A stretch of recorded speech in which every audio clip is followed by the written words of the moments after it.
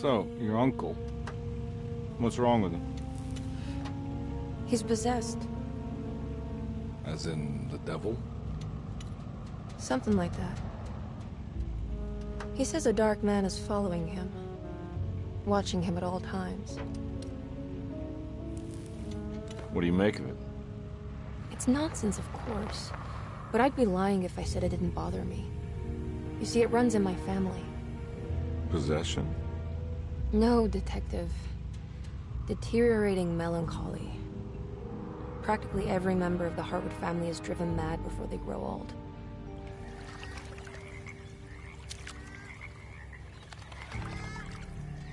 But Jeremy didn't kill himself. Is that why he's at your setup? Despite being convinced that he is truly possessed, he decided to put his last chips on Dr. Gray and his psychoanalysis, figuring he might stumble upon some cure.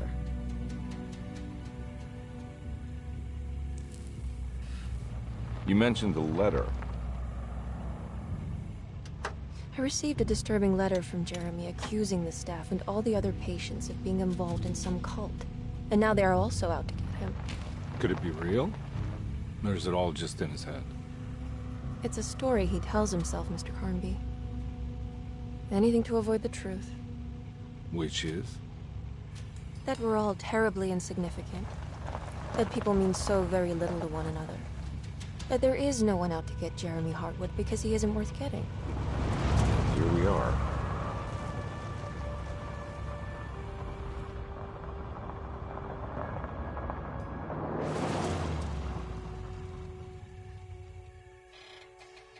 My uncle's not well, Mr. Carnby. I want to make sure he's all right. Then what's my part in this? You couldn't get a cab? I just wouldn't feel safe going alone.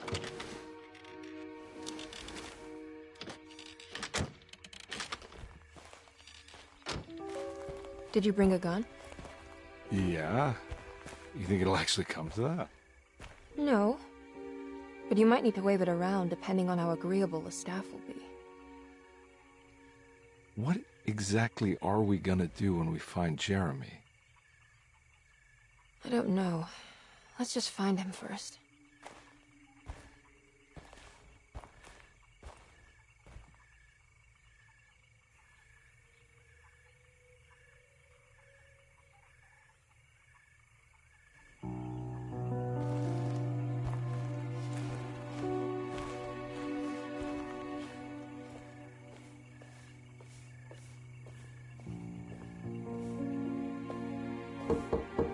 Hello?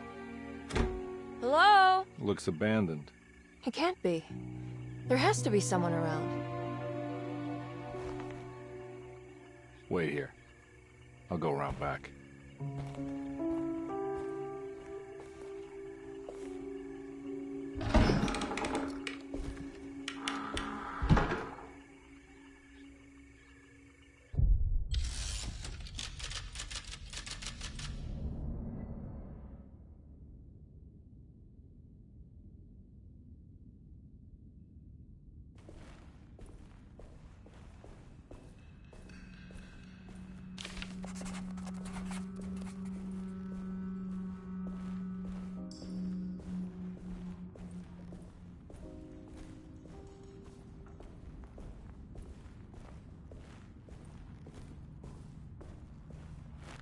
Now what do we got here?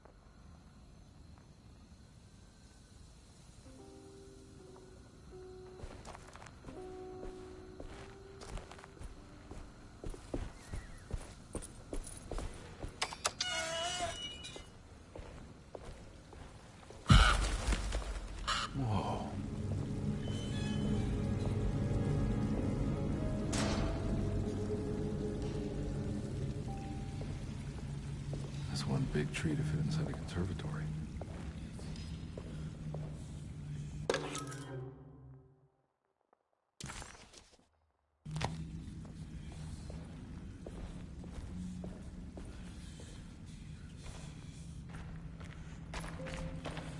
Huh? What?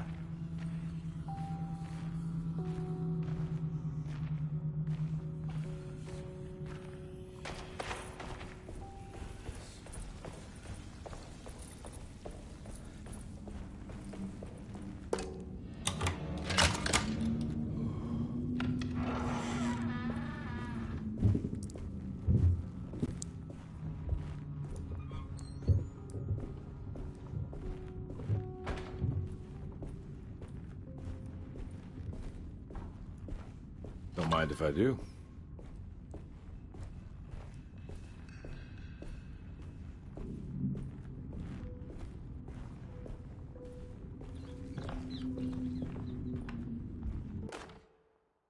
Every day your silence weighs a little heavier. It's been a difficult year for everyone, and many have lost all hope. I read in the papers about people suffering. Pictures of dust-covered landscapes without a drop of water. I wish I knew if you were still tending the earth or if you had turned your back against us. I have started to look for help elsewhere. I pray you will tell me if I am going down a path that you find disagreeable. With help from Baptiste and Charlotte, I found comfort in the practice of the voodoo. I have long been skeptical of that Caribbean cult, but it's been of good use to me. It seems all harmless in my book. I say some words dreamt up by the Creoles, and I carry around a small pocket of gris-gris. Nothing of this is mentioned in the Bible, of course, but the French Quarter priestess tells me it's all connected. She says the Christian God is just one more perspective on the creator of things. That's what I like to think, but the other way around, that the spirits of her faith are just aspects of you, our Heavenly Father. I am so grateful for the words you gave Mr. Hartwood. We will sing your praises at St. John's Eve. The world will be blessed soon again. Only the sacrifices of the Old Testament compare to your demands. Let it be the truth. A mother of earth, wood, and dirt. A mother of 1,000 young. Sacred sand, $1. Black cat oil, $1.50. Devil shoestrings, a quarter. That makes $2.75, madame. What was that you were telling the doctor? A goat without horns. What does that mean? Ah, you must have misheard me, madame. I said no such thing. Please, I know I don't look like any of you, but I'm devout. I'm ready to do what it takes. Do not be so eager to sacrifice the few things you have left, madam. Now please, leave my store. A goat without horns.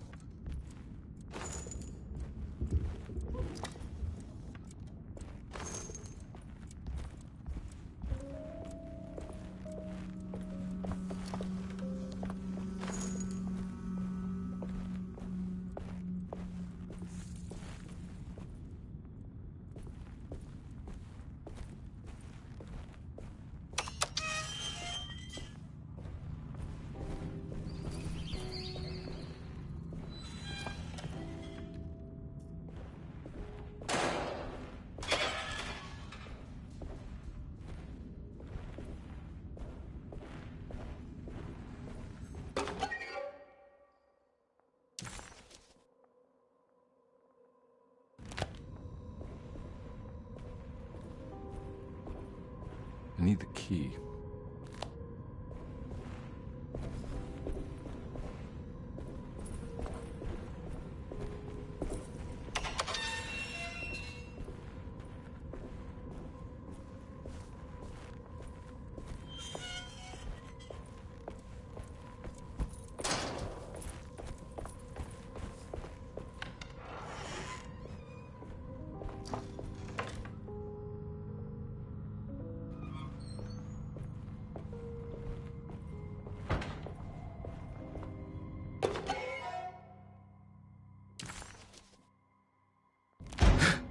What was that?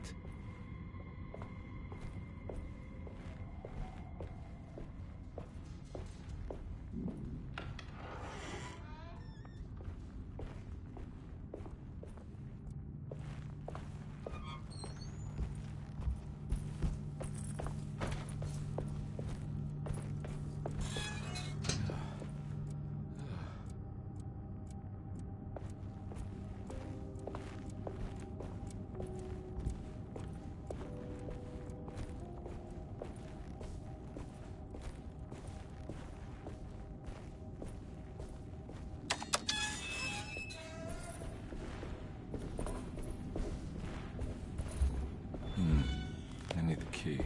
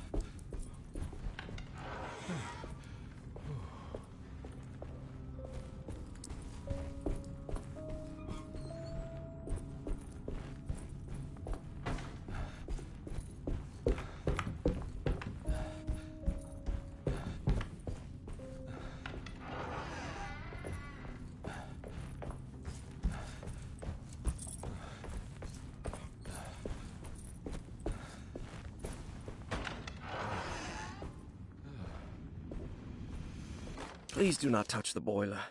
It is working after all. While the sabotage has caused a leak, only the decorative plate has been completely ruined. Let's wait for Mr. Chance to turn up and he can take a look at the leak. Mr. Waits.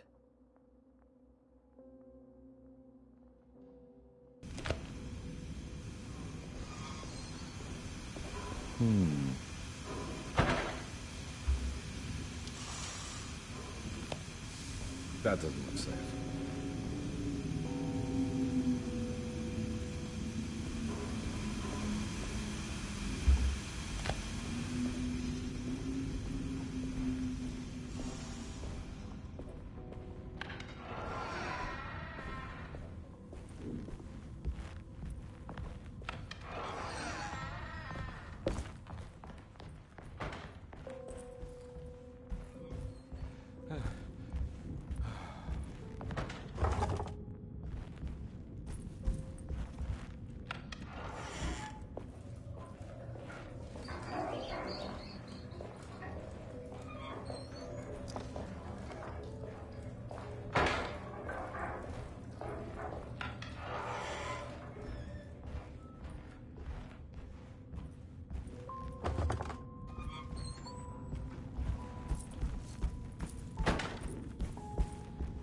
I need the key. I need the key.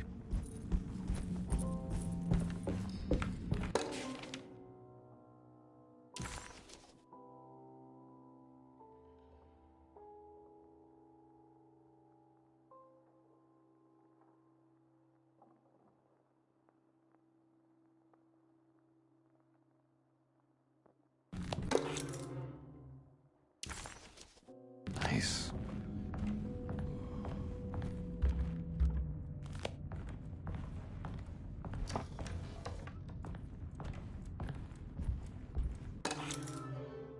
Sunday, June 22nd. I spent all day looking for Jeremy. I should have cared for the others, but I'm scared that he will do something irreversible. Cassandra is upset that I didn't give her the latest shipment of pain medication that Waits brought from the post office yesterday. I would have given it to her, but the company didn't send a new key this time around, so the box is just sitting there on my desk. They must have figured we had plenty of their gimmicky keys by now. I only remember seeing one lately.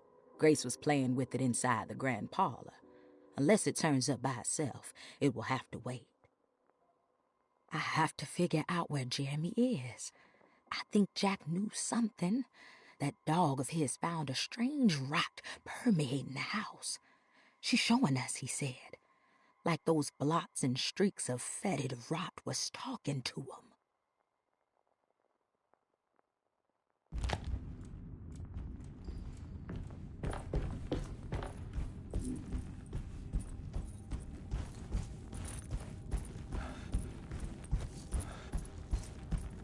I need the key.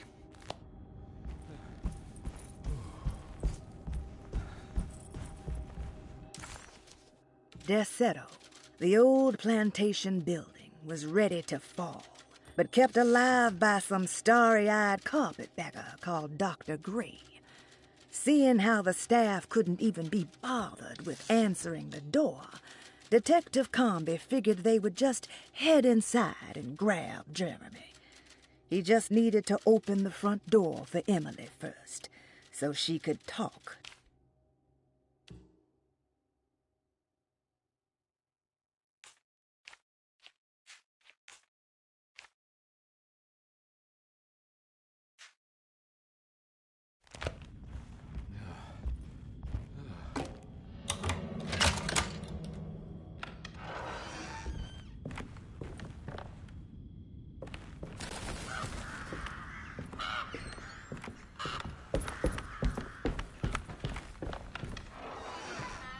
Oh.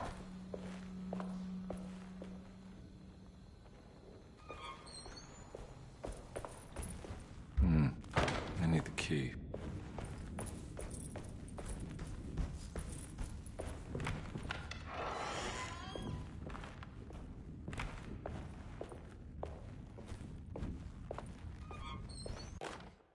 The Great Depression. President Hoover raises tariffs on over 20,000 imported goods in an act to protect American labor. Following the collapse of the Wall Street stock market on October 24 last year, American industry has suffered greatly. Thousands of companies have gone bankrupt and left a large part of the American workforce unemployed. In an attempt to turn the tide, the Smoot-Hawley Tariff Act has been signed by President Herbert Hoover. By regulating commerce with foreign countries, the government hopes to encourage the industries of the United States to compete with cheap foreign imports. Superstition on rise. New Orleans voodoo stores and spiritual mediums see increased profit during troubled times. While the market has faced hard times ever since Black Thursday of last year, voodoo doctors and snake charmers see significant rise in number of customers. With the coming Eve of St. John on the 23rd, the police expect increased cult activity around Bayou St. John, the southern shore of Lake Pontchartrain. Voodoo rituals in that area on the Eve of St. John have a long tradition reaching back to the first snake worshippers brought as slaves from West Africa. During the 19th century, its practice was popularized by the legendary Marie Laveau, and has since been embraced by many of the Creoles and the surviving aristocracy of the French Quarter. Author seeks asylum. Rumors regarding author Cassandra Beauregard making Derceto her home verified. Derceto Hospital is an old plantation building on the eastern shores of Lake Pontchartrain. While often considered an asylum for the insane, residing Dr. Elmore Lee Gray prefers to think of it as a convalescent home, a place where you can go to rest. The patient list is kept secret, but thought to include many of the black sheep of wealthy families, because at Derceto, treatment does not come for free. Local author Cassandra Beauregard has now been confirmed by her own admission. She's been lauded as a powerful Creole voice and written many successful books. Lately it was reported from Hollywood that she has finished a moving picture manuscript titled Slaughter Gulch. That film is set to hit the theaters next year.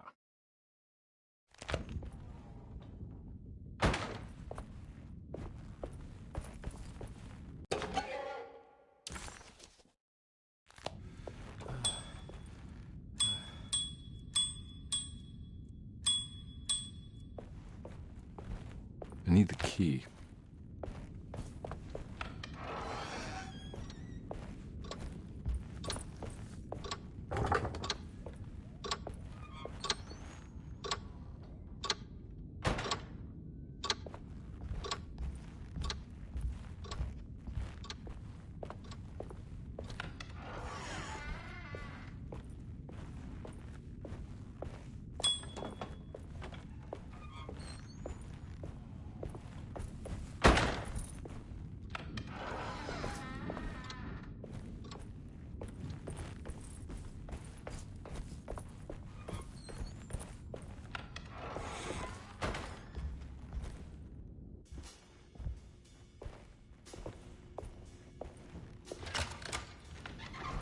Thanks. What are you doing? Who are you? Whoa, pardon me, excuse me. My name is Edward Carnby, private investigator. I hope you don't mind we let ourselves inside. I do mind. This is private property. You can't just barge in here. I'm sorry about all this, but I'm looking for my uncle. It's urgent, and no one was answering the door. We can't hear you knocking anymore. None of us can. Who is your uncle, darling? Jeremy. Am I right? She has that Hartwood gloom, doesn't she? That's right. I'm Emily Hartwood. I just came to make sure my uncle is all right. Well, he is unavailable right now. You will have to come back another day. Unavailable how? Is he sleeping? We can wait. He's lost. Don't I know you from somewhere? Who's your man again, Miss Hartwood? My name's Edward Carnby, private investigator. Splendid. Enough! All of you! Get back to your rooms! McCarthy, keep your eyes on the child. And you two, please leave immediately. Look, we're not here to cause any trouble. Just let us see the old man, satisfy the curiosity of my client here, and we'll be off. Jeremy has gone missing. There's no need to worry, but it might be some time before he turns up. The whole staff is looking for him. What? He ran off? I don't have time for any of this. Please, come back tomorrow. All right, in that case, we'll just wait in his room. You don't mind, do you? It's upstairs, right? Wait, you can't. Don't worry, we'll be discreet. In the corridor. It's the first door on your left. I'll tell Dr. Gray you're here. Excellent. Thank you, madam.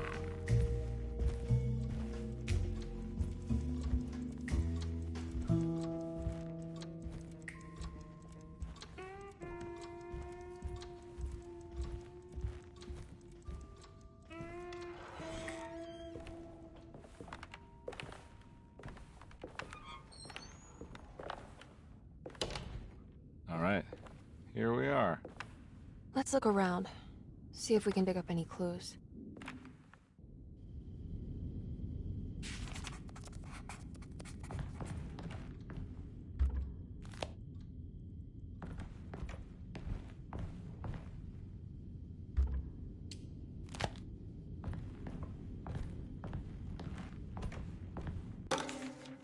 Every night the dark man stands opaque at the threshold of my room, counting the days until my spirit spills out of my tired shape. Only his pallid mask shelters my remaining sanity. Staring directly into the face of that demonic sultan would surely sunder time itself. Would he have looked the same to my father as he struggled for his life? Does his veiled face haunt my niece quite the same way? I wish so that I could rest my soul in that sunburnt convent of Tarawea. Would I find you there, Juan? Or Senora Perosi, back from the beyond? Every night I hide from him, moving from one misshapen memory to another. Scenes conjured out of fantasy and delirium. Places I struggle to even paint. I wish I understood your death, Signora. Is there anything I could do for you but bury you in that bleak necropolis? That triumphant chapel rising above the ledges and the oven vaults shall be your sepulchre, where you may rest, and I shall weep.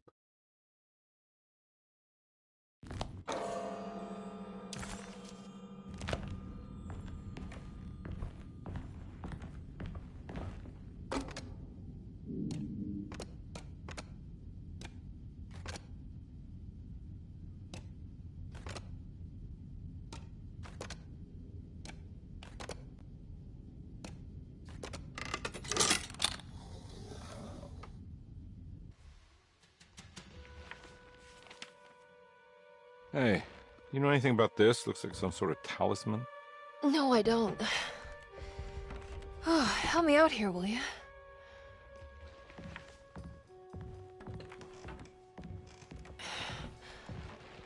I would it kill the guy to throw some of this stuff out? I'd be crazy too if I had this much junk lying around.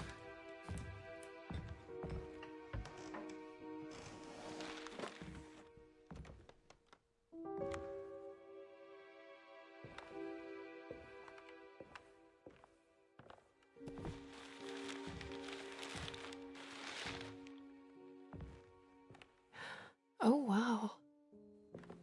That's striking. I want to save this one.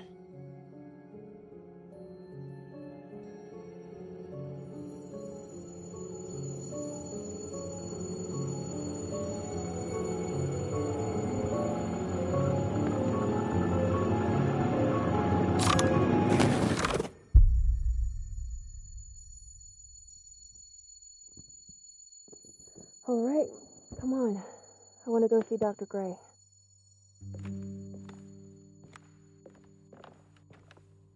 Come on, let's go. Yeah, I'm coming.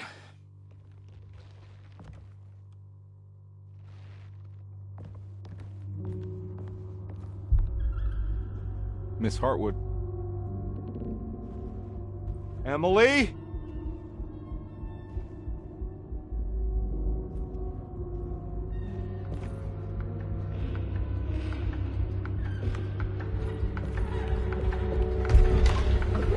What the hell is going on? Where am I?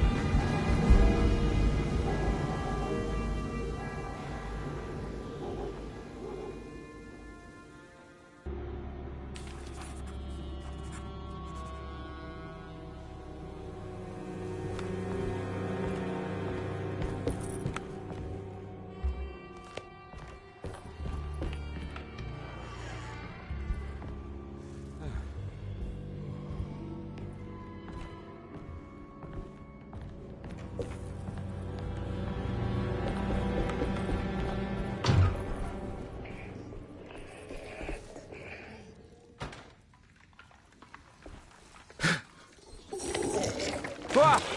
Ugh! Ugh!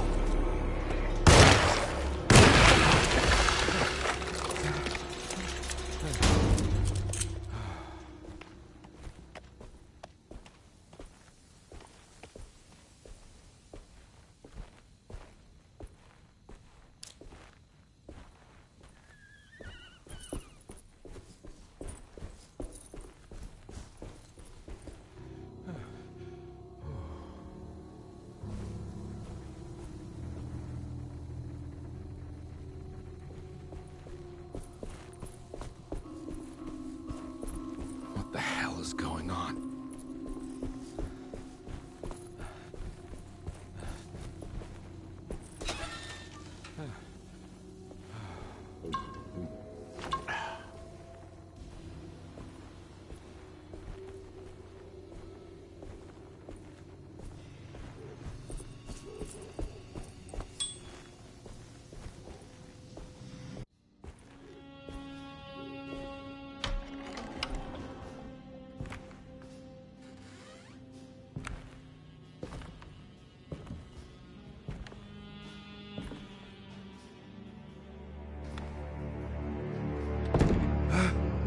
get inside, compare. They're not the good kind. Is this your store? There are no owners here. We both strangers in Jeremy's story. Jeremy did this. How? The pact with the Dark Man. Jeremy warned us, but we didn't think much of it. I'm Detective Edward Carnby. I was hired by Jeremy's niece to find him. Oh, yeah? How much she paying you? $150. She's sure getting her money's worth tonight. Are you a thinking man, compare? No, not if I can help it. You know, I think Jeremy's hiding in a way we can't find him. He has this juju necklace that guides him. The talisman? That's right. It's some magic charm he got from Miss Jackson down the street. The voodoo priestess? You know surprising things, compare. Yeah, the Mama Loa. Here, take the key. I locked the gate to save her place from all the ghouls and goblins getting inside. Maybe if you go there, you can find some clues to show you the way. Thanks. I'll have a look.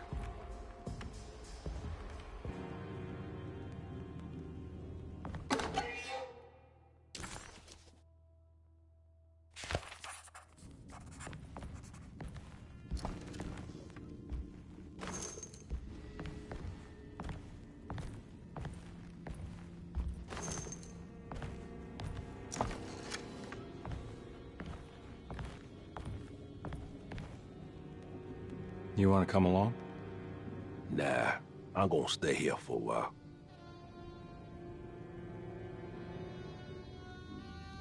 Anything I can do for...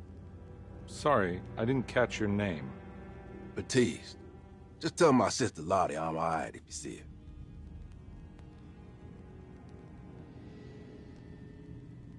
her. All right, I'm heading out. Be careful out there.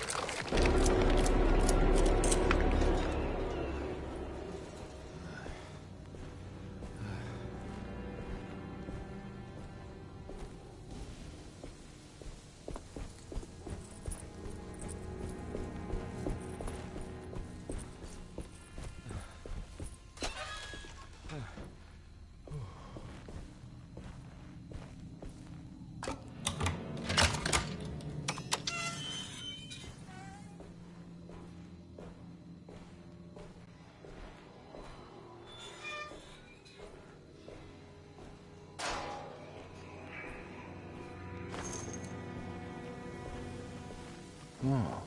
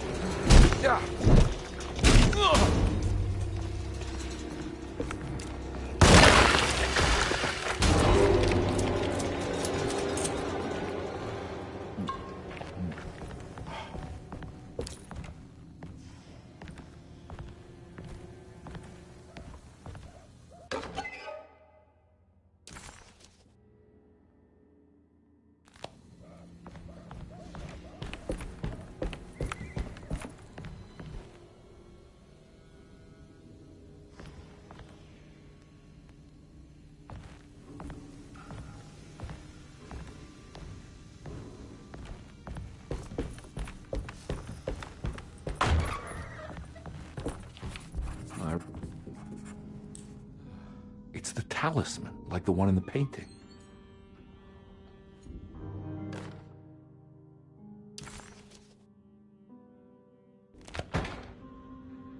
I think it's meant for the talisman.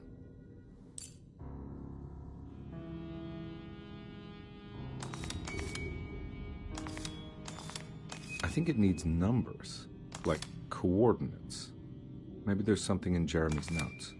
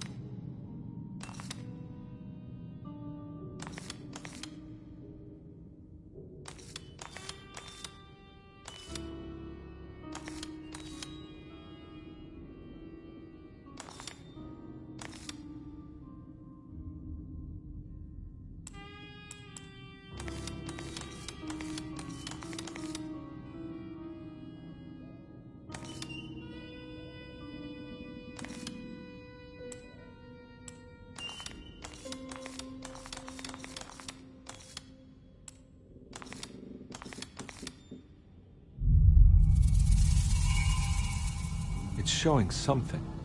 A place? Where is that? Huh.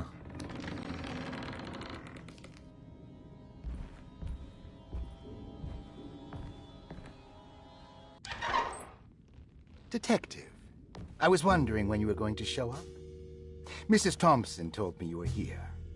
I understand you are working for Jeremy Hartwood's niece. Yeah, I guess so. I mean, you're not wrong. We came here for her uncle. I just didn't expect... I didn't expect this. You are Dr. Gray, right? That's right. You don't happen to have some identification, Detective. I'm not keen on having strangers prying into my business. Oh, Detective Edward Carnby, Decatur Street, New Orleans.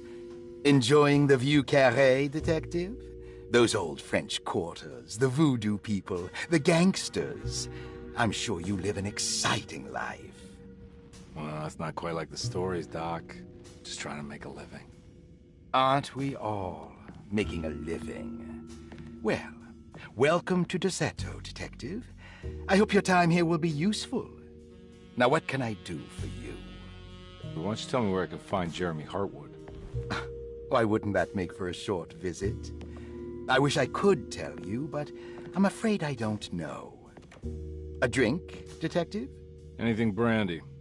Oh, you do belong in the French quarters, Detective. Armagnac or cognac? You know, just give me the cheap stuff. I'm not much of a connoisseur. Having low standards is not a virtue, Detective. Let me see if I can broaden your perspective. What can you tell me about Jeremy? I wouldn't want to go into details about his condition. Doctor-patient confidentiality. I'm sure you understand. Sure, but he is crazy, and he's gone missing. Why? Here, try this. Ooh, it's good. Got a bite? It's called a sidecar. The trick is not to be afraid of the tartness of the lemon. Then, for goodness sake, don't overdo the triple sec. Okay, what can you tell me about Jeremy? Well, let me think. He is an anxious man, constantly worried about events not presenting themselves according to his model of predestination. He complains about things not being carried out in the right order, and that some things simply shouldn't be. Is any of this helpful to you? Not really. I was hoping for some direction, where to look next. I'm sorry. I have nothing for you then. You should talk to my orderlies. They have been looking for him for a while now. I'm sure they would appreciate your help. Yeah, I ran into Batiste earlier. Come to think of it, he might have given me a lead. Oh, excellent. So your investigation is already underway. I'm gonna go, but I'm sure we'll meet again. Looking forward to it. Safe returns.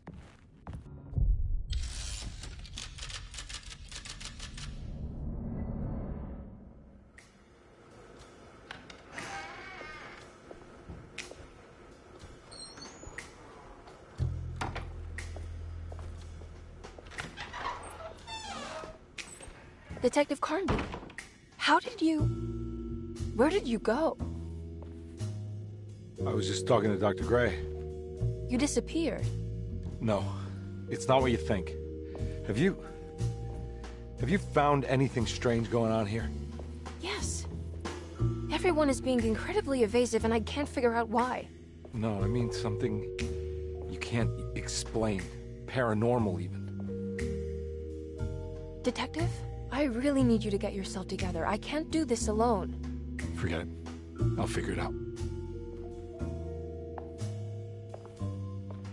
Do you want to come see Dr. Gray? No, I want to try something. With this talisman, I think I can follow Jeremy to the place he mentioned in the book. What was the name? Do you remember something Spanish? Tarawea. Yeah, that's where I need to go.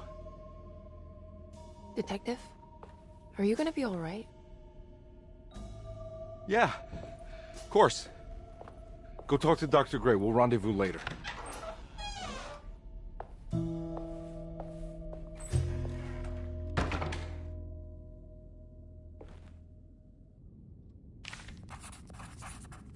This talisman brought me back from the French Quarter in the blink of an eye. If Jeremy can travel so easily, then he could be hiding anywhere, even Tarawea. If he can do it, so can I. I just need to figure out how the talisman works.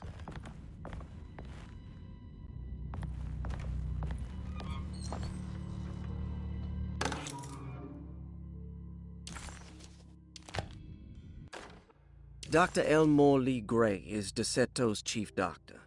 Accounting and all administrative work is handled by me, Paul Waits. Magdalena Thompson, or Mags, is responsible for the household. Jean-Baptiste and Charlotte Tabois are responsible for keeping the guests' medical regimens in check. Finally, Jack Chance is our gardener, who can occasionally be seen in the conservatory, but is for the most part busy outside. There are currently 6 guests at Desetto. Malcolm McCarthy and Ruth Tallant reside on the first floor. Jeremy Hartwood, Elisabetta Perosi, Grace Saunders, and of course Cassandra Beauregard live on the second floor.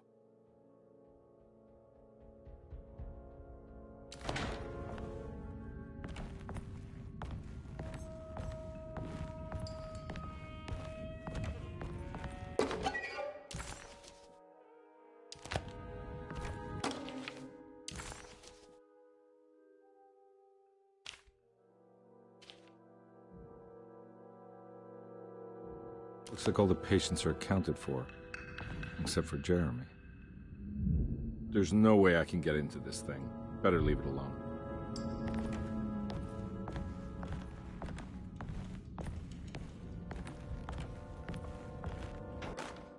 Saw your notice in the boiler room. You should know Mr. Chance won't be coming back. I got no business being in there myself, but you can take a valve from the wine cellar if you want to try to stop the steam pouring out. Be careful.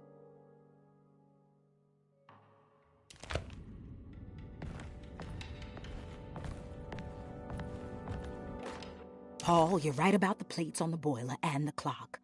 They have been sabotaged, and I think I know who did it.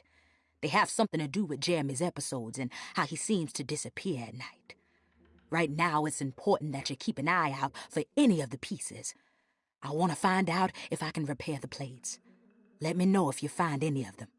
Lottie. Tell Lottie to take a look at the well in the kitchen garden.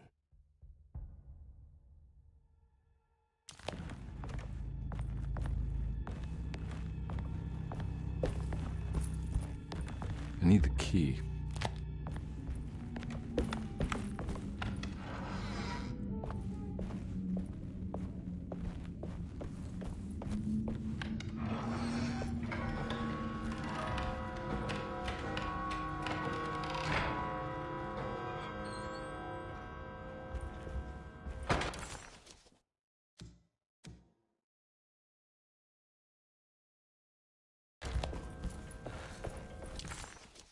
While Detective...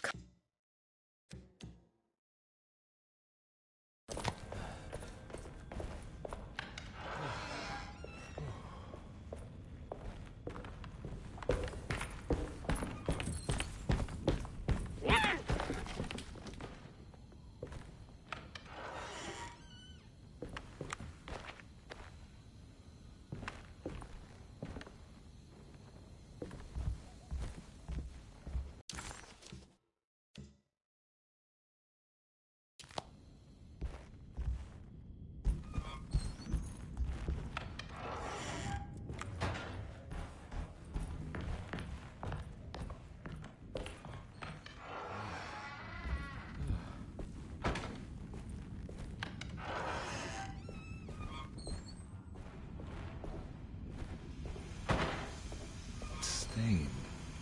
Looks like some kind of rot. It's another plate for the talisman. Like the other one, it's broken and missing some pieces.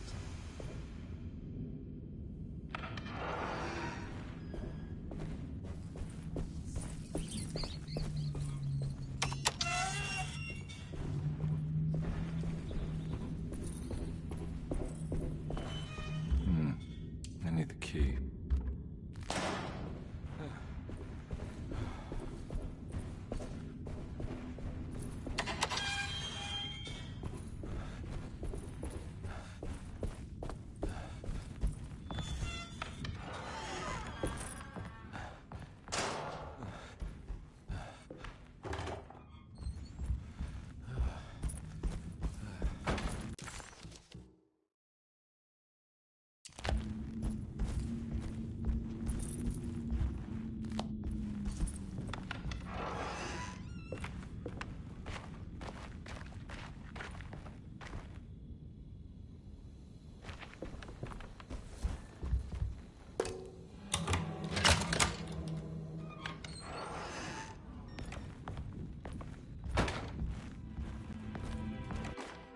Lost Plantations of Louisiana, Thierry Briclot, 1917. Derceto was a small plantation on the eastern shore of Lake Pontchartrain. The land was considered difficult for industry and was sold for only $30 to Elijah Pickford in 1818. Pickford employed hundreds of workers from nearby New Orleans to clear the woods and build a small plantation mansion facing the lake with a striking Greek Revival temple facade. Derceto kept a modest production of Perique tobacco and indigo that persisted up till the Civil War. During the antebellum era, Derceto was the source of many rumors concerning voodoo and witchcraft. People who traveled the lake reported seeing people dance at night in front of bonfires, bleating and wailing. On June 17, 1862, Captain J.W. Norton of the Union Army recounts leading a raiding party from ships anchored in Lake Pontchartrain in order to seize control of Derceto and free the slaves working there. The captain was surprised to find the workers fighting back with unprecedented zeal. Norton's account describes these men and women as enraged with fanaticism. Pickford reportedly tried to placate the raiders, but was shot in the confusion. Captain Norton left the mansion burning and retreated to his ships with his men. Derceto was left in ruins for several decades. The ownership of the land was long disputed and returned to the Ledoux family in 1901. Several police reports were filed during the following years as the Ledoux tried to get rid of a camp of squatters on their land. The police made several visits to remove the trespassers, but the people kept returning. On November 1st, 1907, Inspector Legras of the police charged a deadly attack in order to save several children kidnapped by the squatters. Many were killed, and even more were jailed. The following year, Ledoux rebuilt Derceto, incorporating the surviving stone foundation and adding a magnificent wrought iron conservatory. The farmland had been reclaimed by the surrounding woods, so it was no longer profitable to use as a plantation. Instead, the house was turned into an artist's colony. The Astarte Artist Colony was a successful group of artists, including figures such as painter Heinrich Cassel and poet Nora Keith. The group was also known for their beloved Mardi Gras crew called the Pirates of Pontchartrain. On September 29, 1915, a tropical hurricane tore through Louisiana, causing Lake Pontchartrain to flood New Orleans. Due to the remote location of Derceto, it took almost 2 weeks for outsiders to learn that the artist's colony was abandoned. The 12 residing artists had all vanished without a trace. The empty mansion of Derceto still stands on the shore of Lake Pontchartrain, with much of its temple facade intact. The Ledoux family currently has no intention of repairing the house.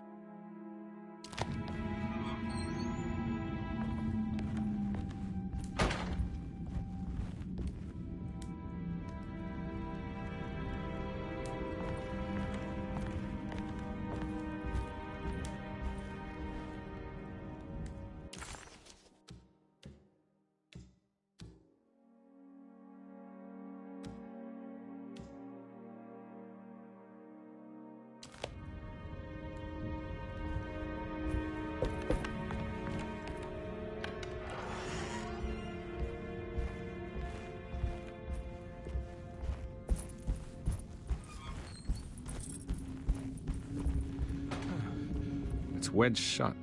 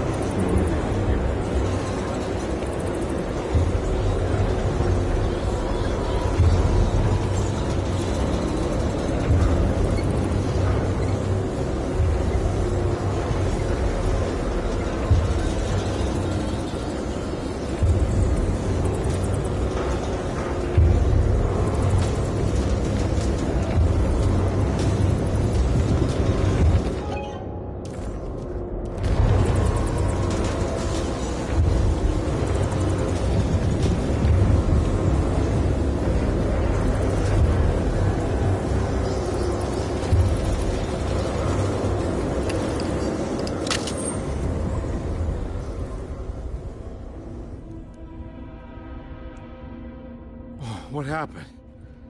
Everything's normal again? All right.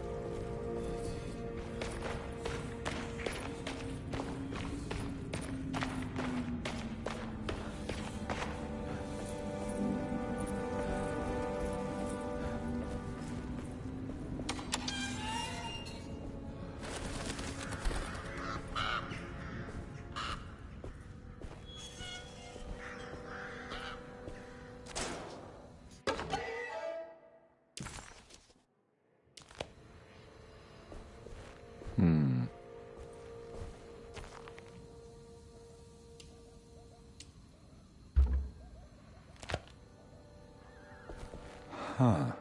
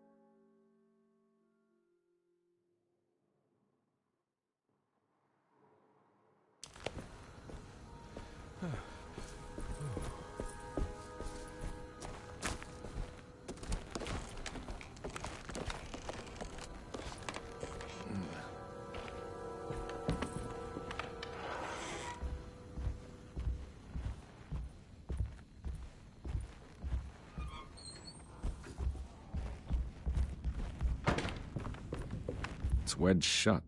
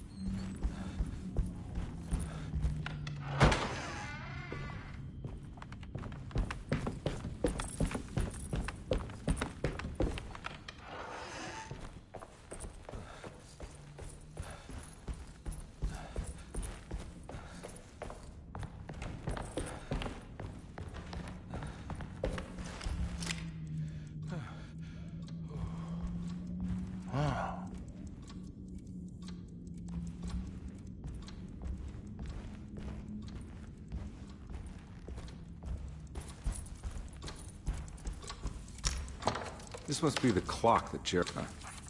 Looks like the plate that held the talisman in the seance room.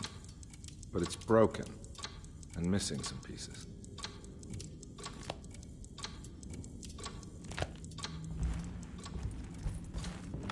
I need the key.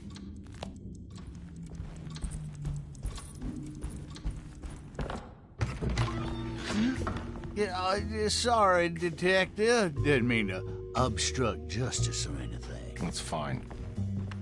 You know, I'm kind of busy with my own case of a missing person. I was wondering if you've seen Grace, a girl about yay high? I can't say that I have. Why are you asking? Well, I'm looking for her. Is she in trouble? No. She's just hiding somewhere. We can't have a rascal like that running around unchecked. A time like this, you understand? Well, I haven't seen her. Well, let me know if you find her. I'll be around. I'll keep an eye out for your man, Jeremy. You scratch my back, Detective, and I'll scratch yours.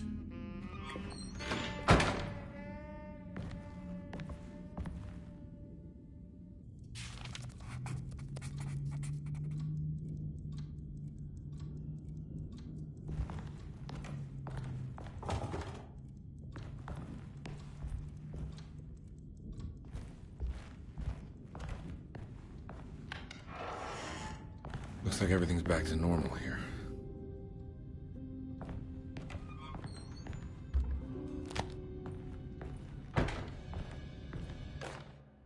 Emily's here. Emily's here.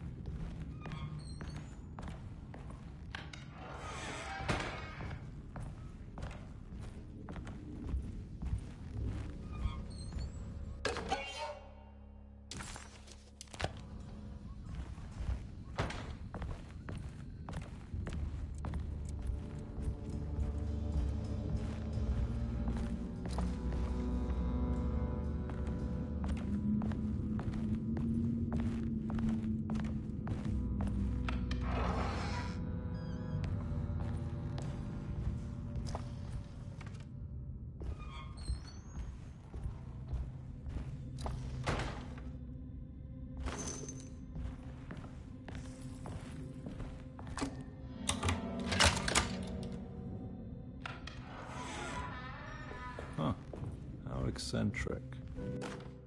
I did it! I crossed the thresholds to my intended destination without a focusing device. My talisman now knows these roads, and I have no need for the plates. I can find my way to Lafayette as easy as I find my own room. I visited the grave of my father and seen the oven waiting for me. Thank you for opening these doors. I now must summon my courage and go back to that hateful mound outside the oil rig. I hope you'll be feeling better when I return. Jeremy.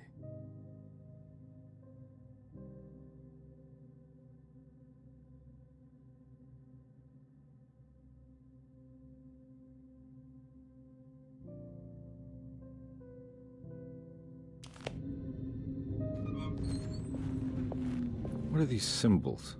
Looks like alchemy, or star constellations.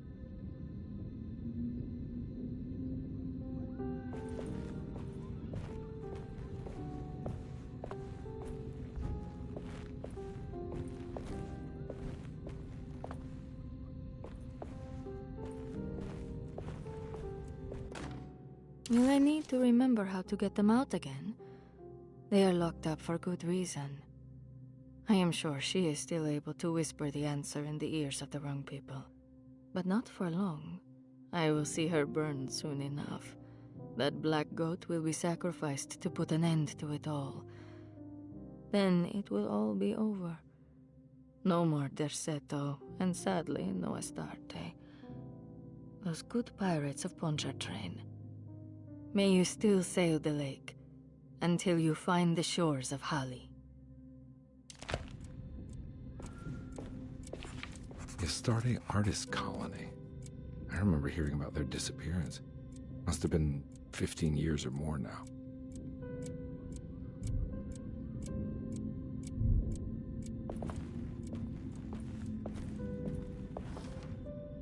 These paintings got some grim-looking rot on them.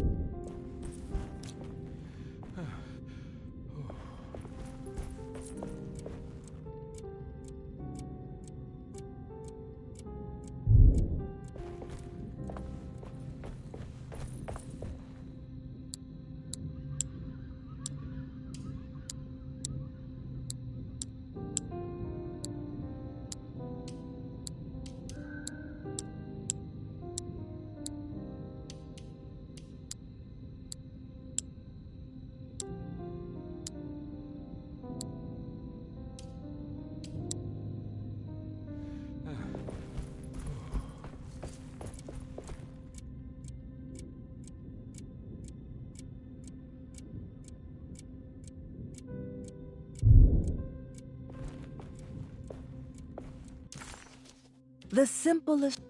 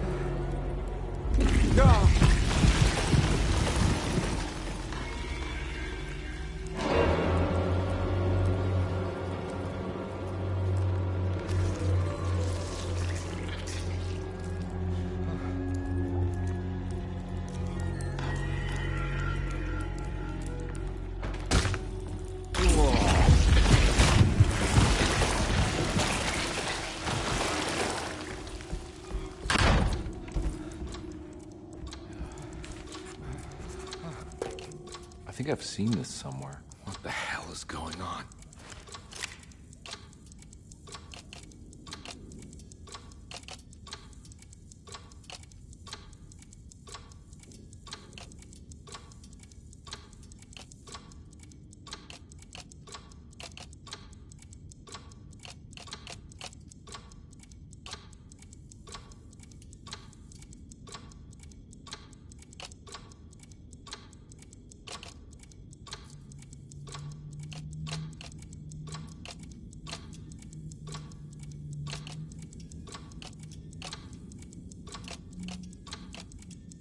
There was something in the commonplace book about this.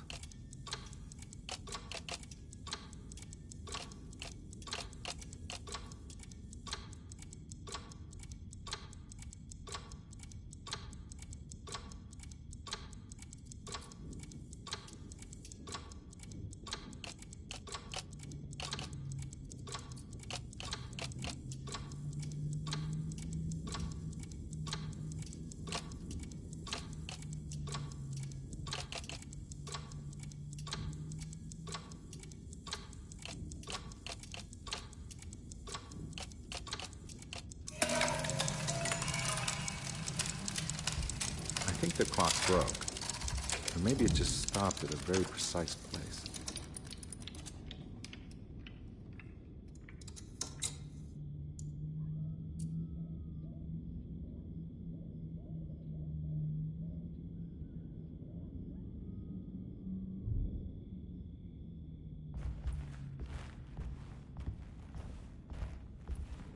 I need the key.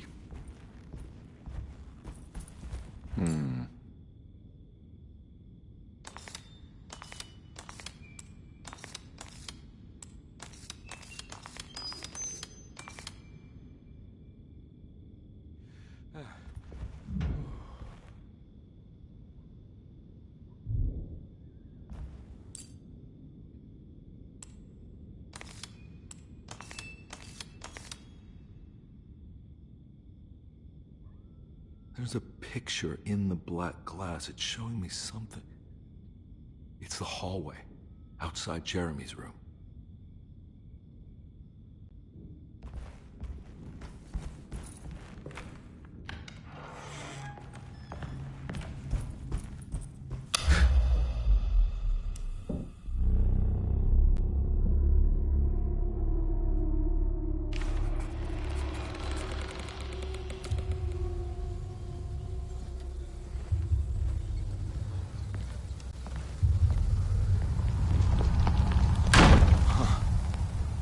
Made it. I entered another one of Jeremy's memories.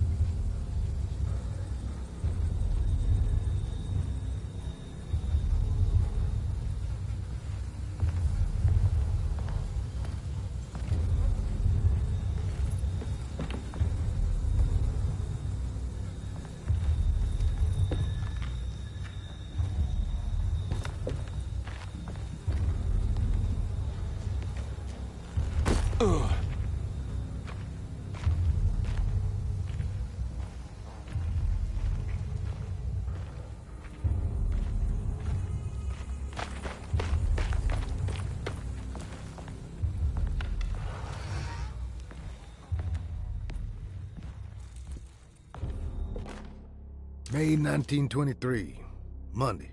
All okay, ready for delivery. Maintenance. Oil pump must be serviced.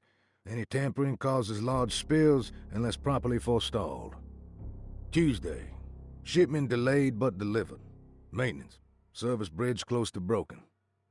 Wednesday. Prospectors reluctantly agreed to show the burial mound to Mr. Hotwood, a painter, who read about our finds in the papers. He means to return tomorrow and try to find a way inside. Thursday. Mr. Hotwood's efforts delayed. The workers seemed nervous about his presence. Hotwood promised not to return to the compound. Instead, he has taken up an offer by L'Officier, the riverboat captain, who means to pilot him to the site tomorrow morning. Hopefully that's the end, and work can resume. Maintenance. Bridge from the oil tower to the bayou has collapsed. Sabotage suspected. This is the devil that guides us now.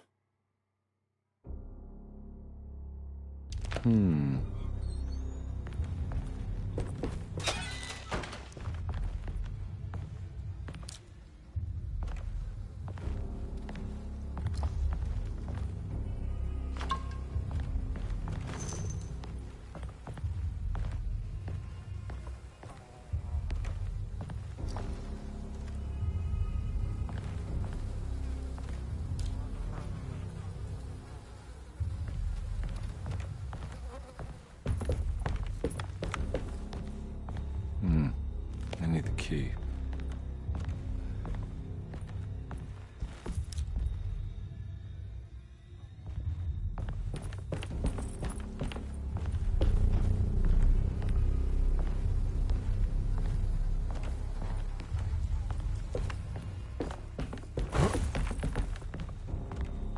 I need the key.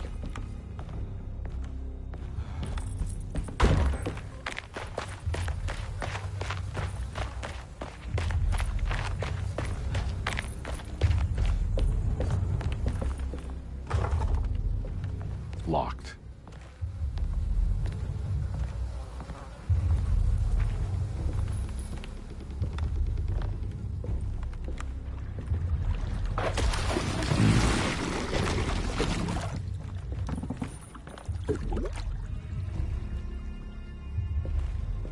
There's something missing.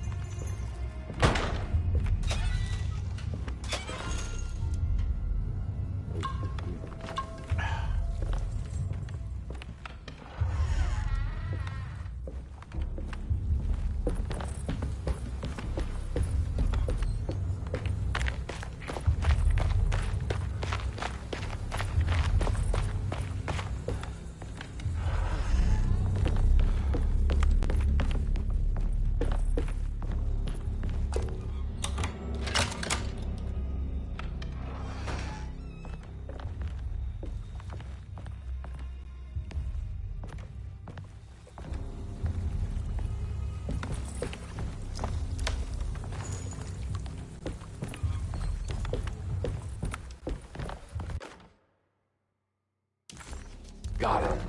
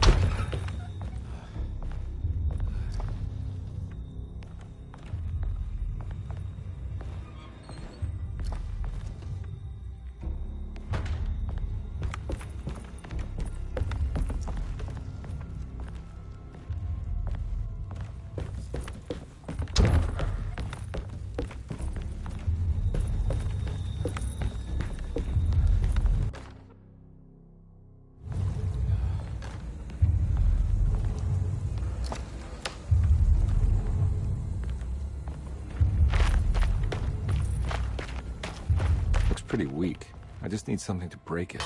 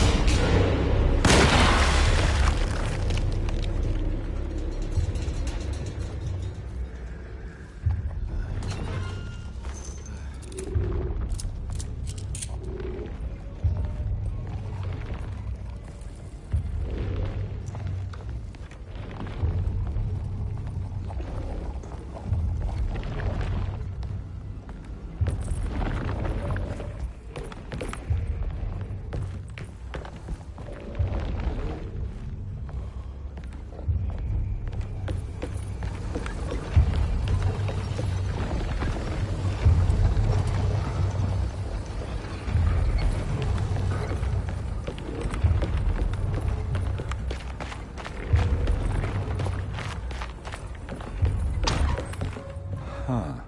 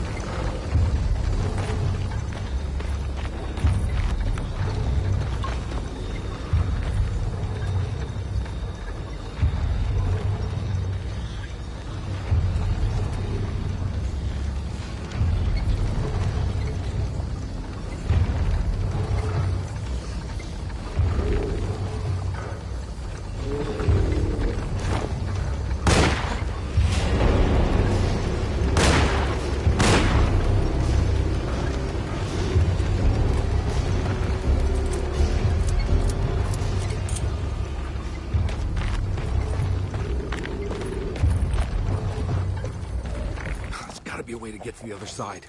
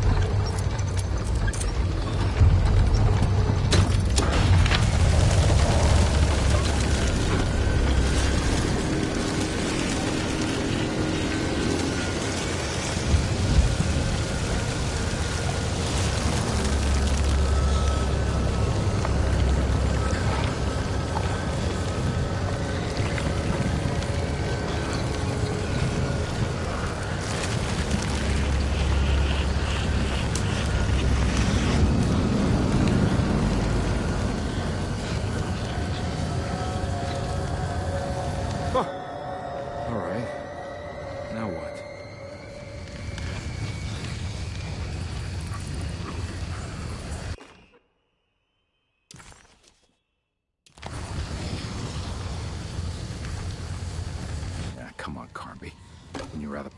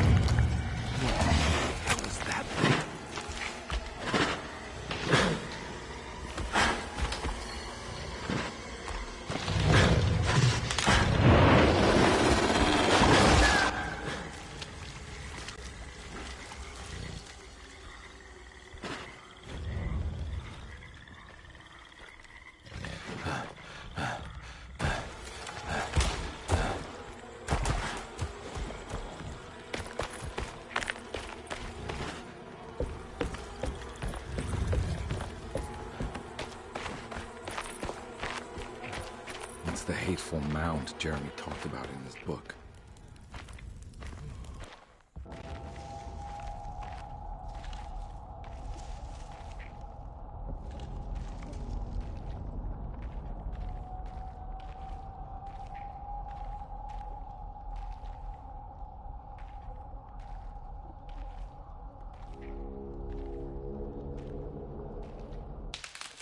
Don't come any closer. I'm armed. Get that thing out of my face. Who are you? What are you doing here? I'm just a detective trying to find something called Tarawea. You after Jeremy too? Why? I'm working for his niece. She wants to make sure he's all right. He might be unharmed, but far from all right. He's a curse upon Deseto.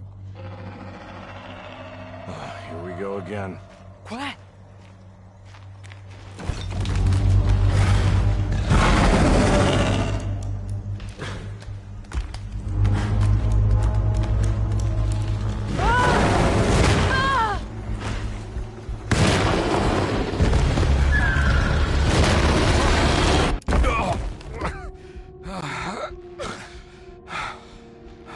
Oh, Christ in heaven.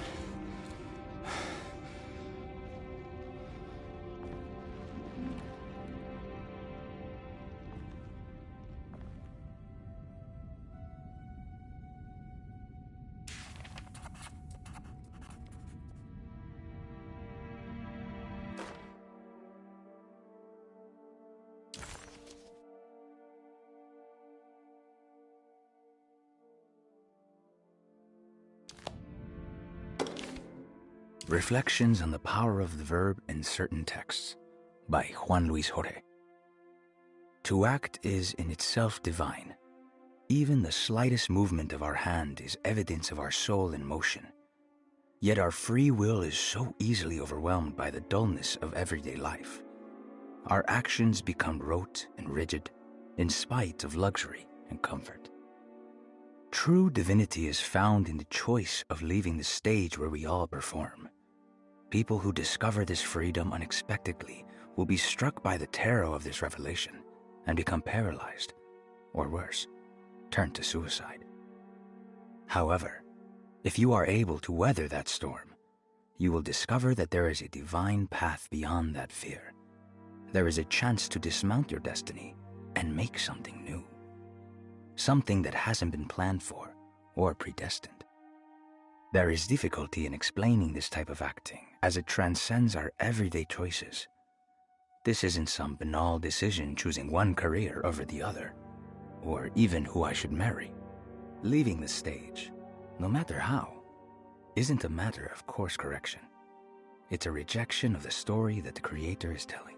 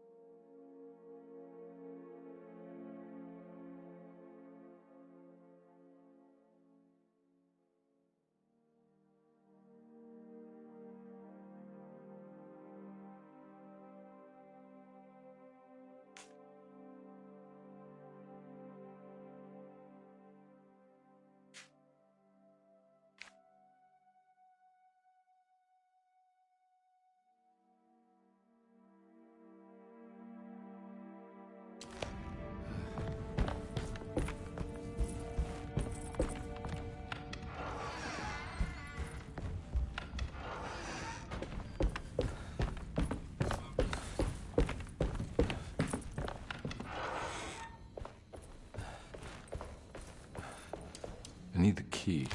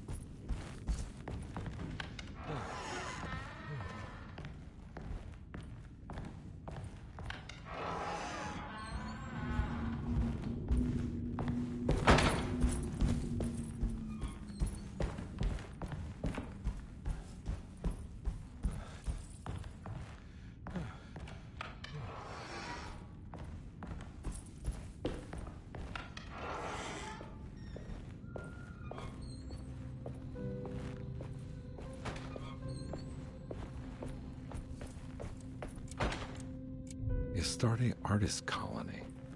I remember hearing about their disappearance. Must have been 15 years or more now.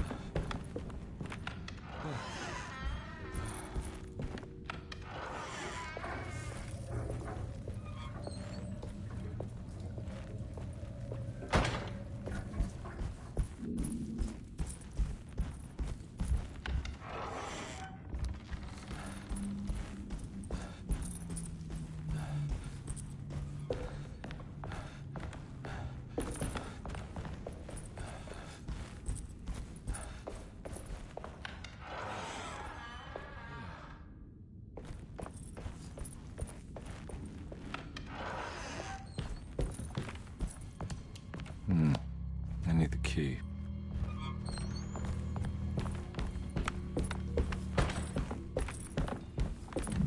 There's no way I can get into this thing. Better leave it alone. There's no way I can get into this thing. Better leave it alone.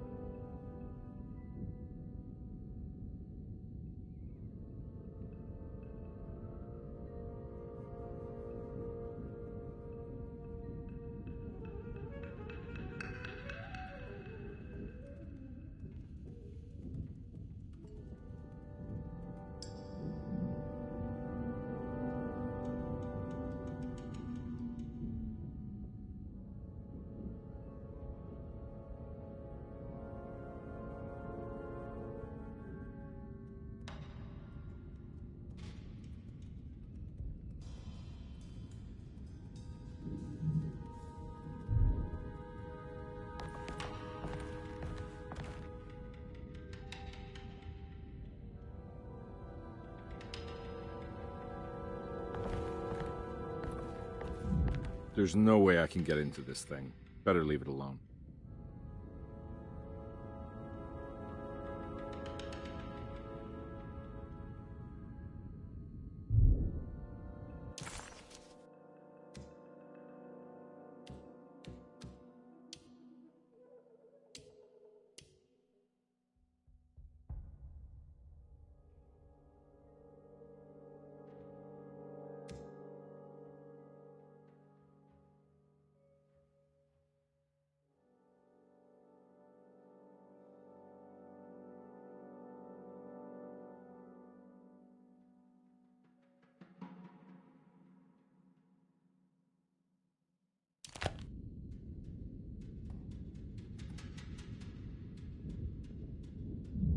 There's no way I can get into this thing.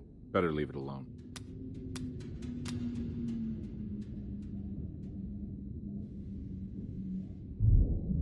There's no way I can get into this thing. Better leave it alone.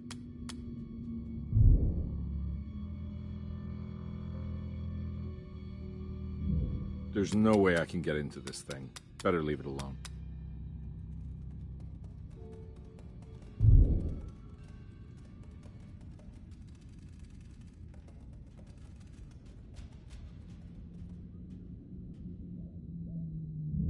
There's no way I can get into this thing.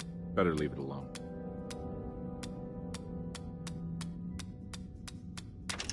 Hey, what do you know? I guessed the combination. Oh, Detective Carter.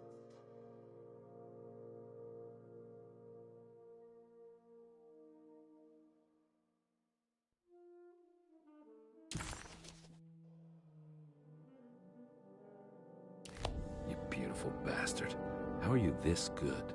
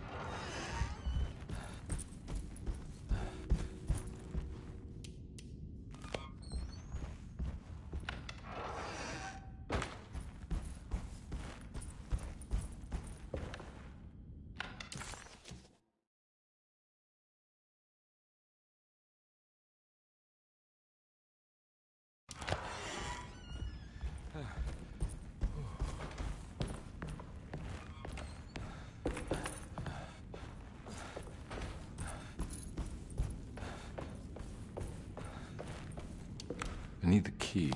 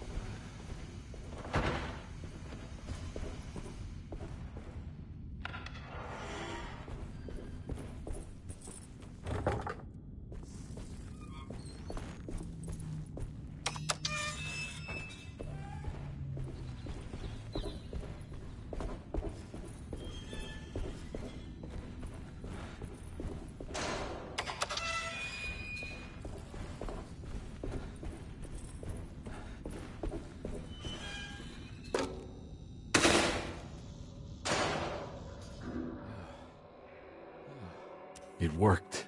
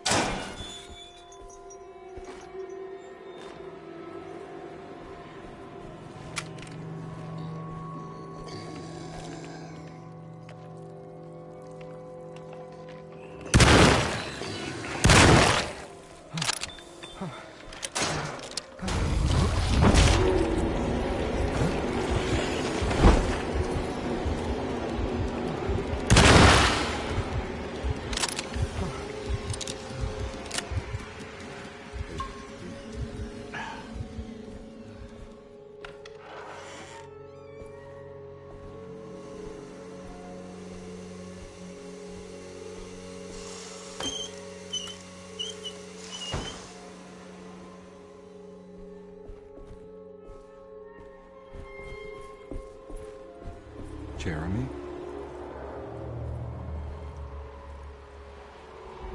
What the hell is going on?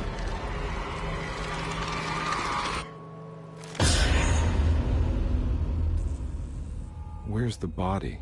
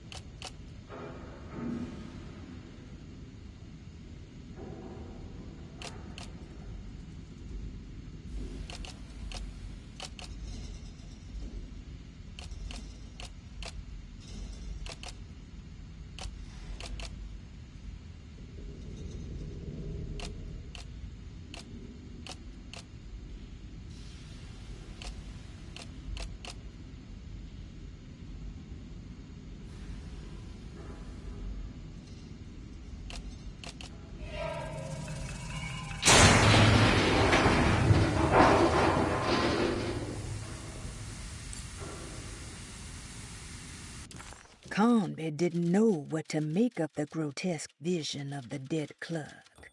Was he dead, or was it all fiction?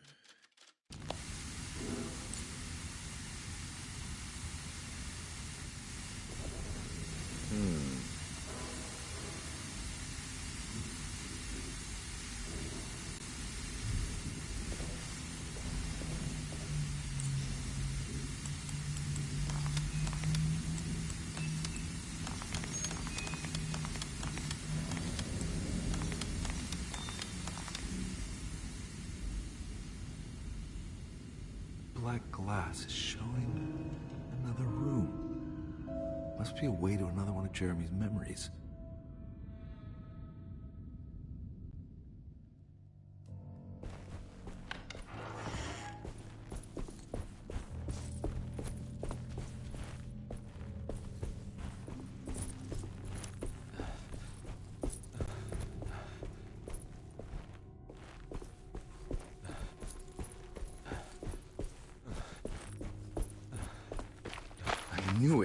I knew it would work.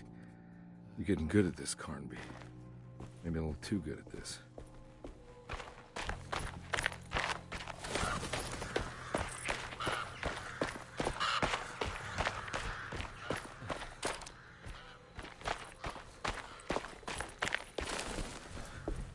The Hartwood's family crypt.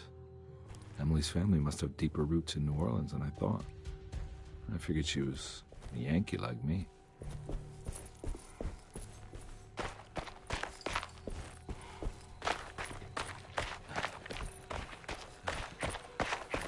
Now, what do we got here? There's something missing.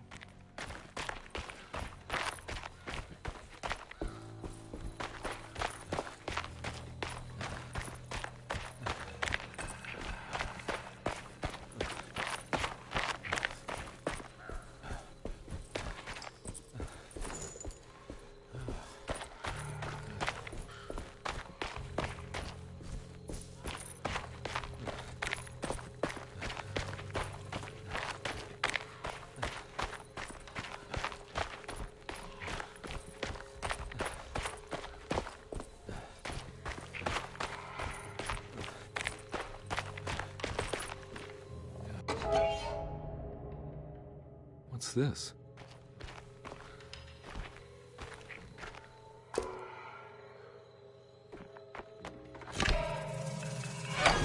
Got it.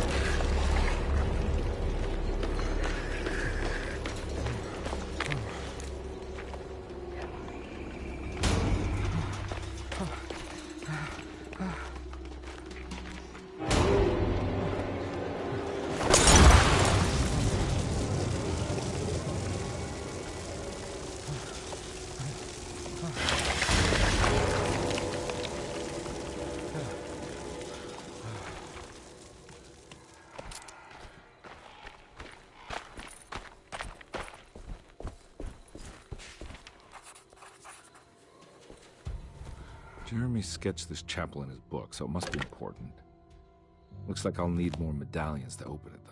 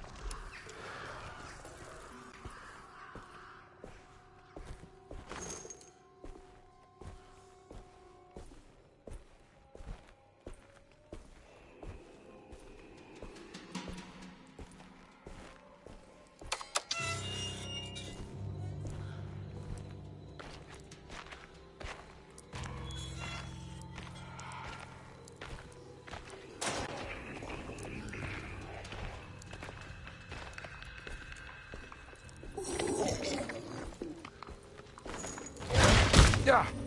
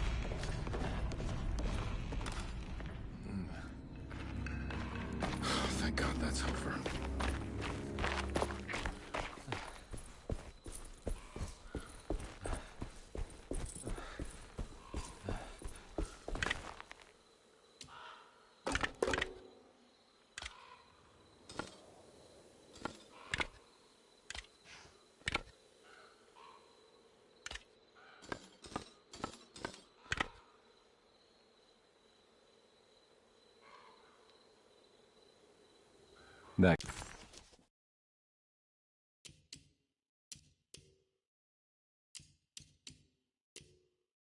It was the chapel Jeremy had... It was the chapel Jeremy had mentioned in his book. With a bit of luck, soon Comby would be able to catch up with the old man. He just needed...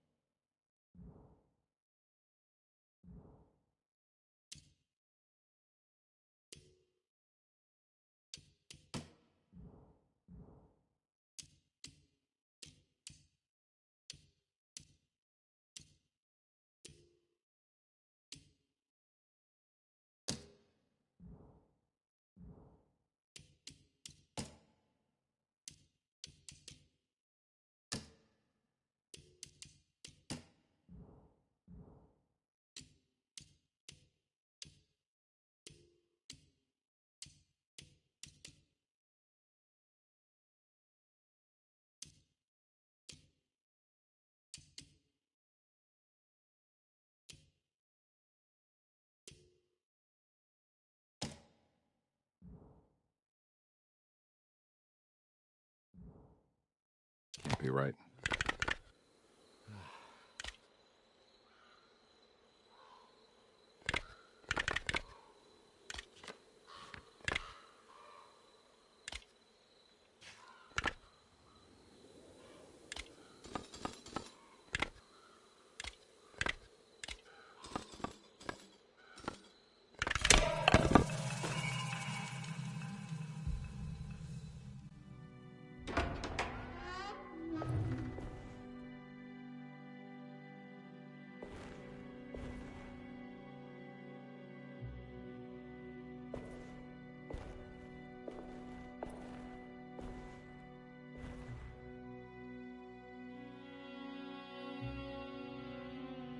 Please don't touch her.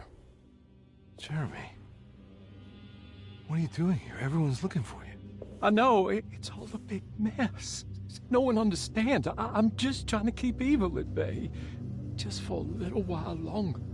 You've got to come back with me. Your niece is waiting at Derceto. Emily? Why would you... My letter. Keep making it worse.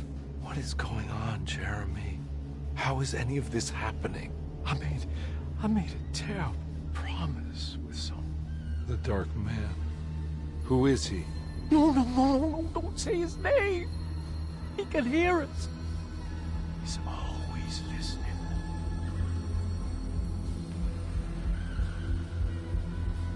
Jeremy, I need to understand what is going on.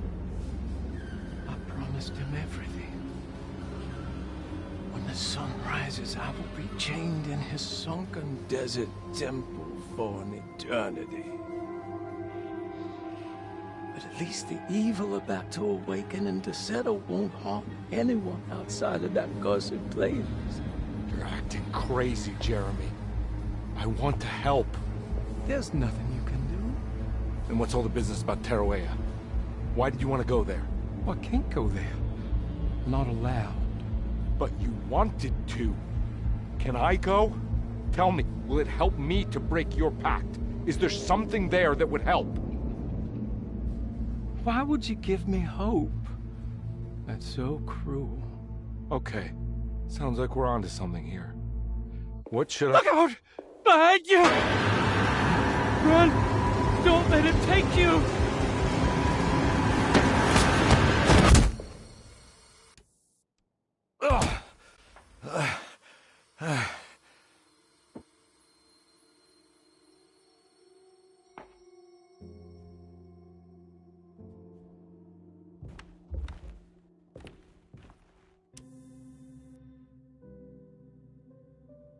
I've seen so many strange occurrences lately. Memories explode into existence and then burn out like tired glass bulb filaments.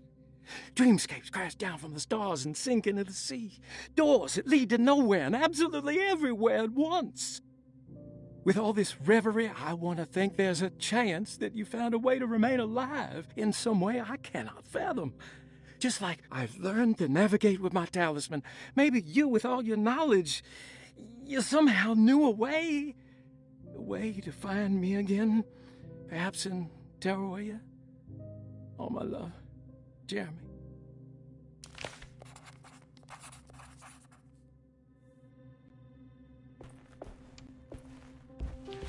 She's dead. No matter how she died, she looks peaceful now.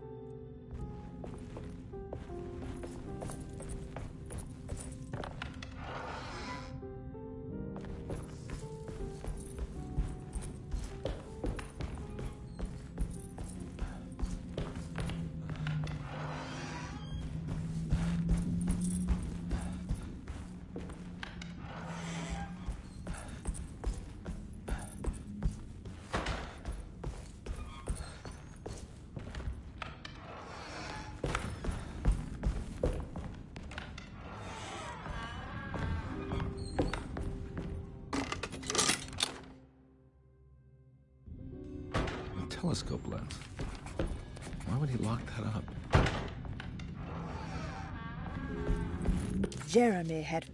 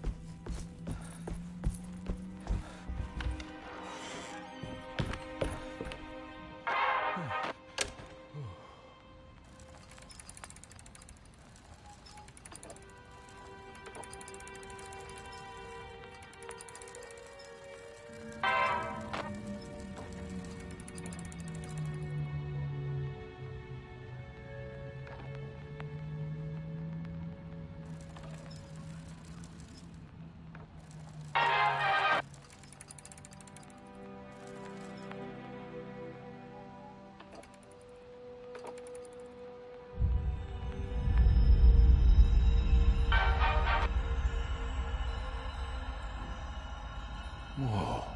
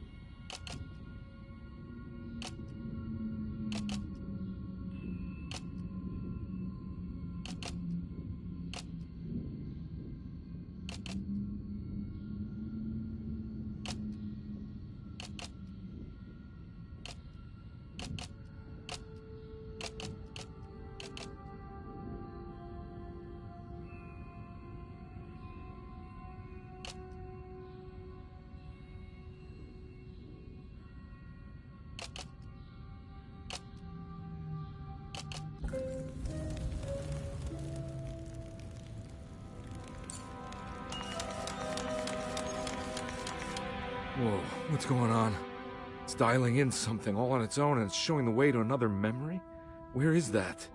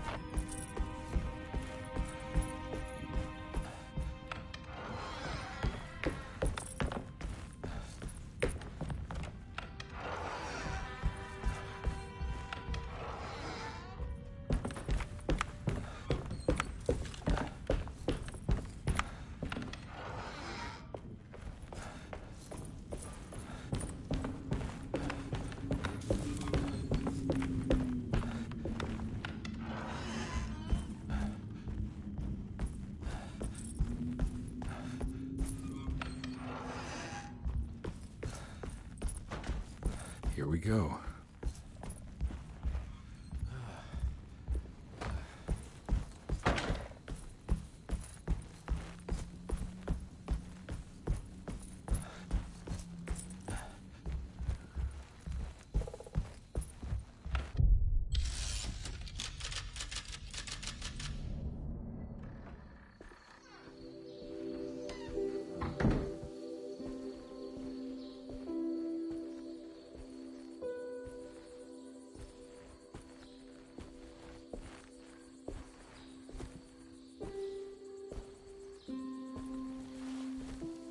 I'm glad to see you made it. I had my doubts, but the hope you instilled has yet abandoned me. I guess this must be Tarawea. Who are you? My name is Juan Luis Jorge, and this is indeed the convent of Tarawea. You'll have to excuse me, but Yermi never got your name. The name's Edward Carnby. I'm a private investigator. You're not a patient, are you? No. I'm the author of a book that Yermi once found important. How does that work? Are you part of this memory as well? Is this even a memory? I think calling me a manifestation of Yermi's subconscious would be more correct. And so is the convent of Tarawea. I'm a man Yermi has never met, and we are in a place that he has never been. Okay. So are you here to guide me or something? I have no more purpose than you do. I simply am. I will happily help you, of course, if I'm able. If you are already somehow part of Jeremy, why did he want to come here? Isn't he sort of here already? Yermi wanted to come here because it's a representation of his mind at peace. When Dr. Gray asks him to find his focus during his sessions, this far-flung convent is what Yermi imagines. He is under the impression that if he could physically come here, he would reach a perfect equanimity. A spiritual apotheosis. You don't think it would work? Yermi subconsciously knows it's just wishful thinking. He can't come here. Despite the pathways opened by the Dark Man between Derceto and Yermi's psyche, it's simply not possible. But I'm here. Indeed. It's a shame it's just another place for you, Detective. Otherwise, you could have become a Buddha. Always a bridesmaid, never a blushing bride. Am I right? Yes, I suppose so. You'll have to chase enlightenment elsewhere. So what's the next best thing? What can I do here? You should seek out the convent library and try to find the truth about Yermi's relationship with the Dark Man. It's the sort of knowledge he represses and is unable to reflect on. Will it tell me how to break the pact? Perhaps. At least you'll have something to confront Yermi with. Wait, why can't you just tell me? I don't know such things. You'd be better off consulting the texts of Dr. Freud if you want such answers. No thanks, I hate shrinks. There is another thing you should know about the library. He is here as well.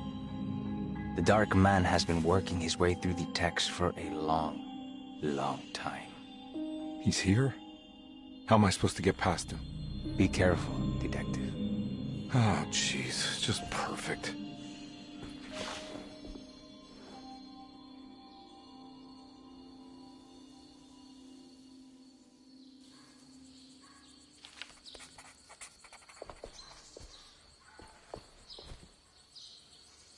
You have any advice on how to deal with the Dark Man? I suppose suppression could work. Try not to pay him any attention.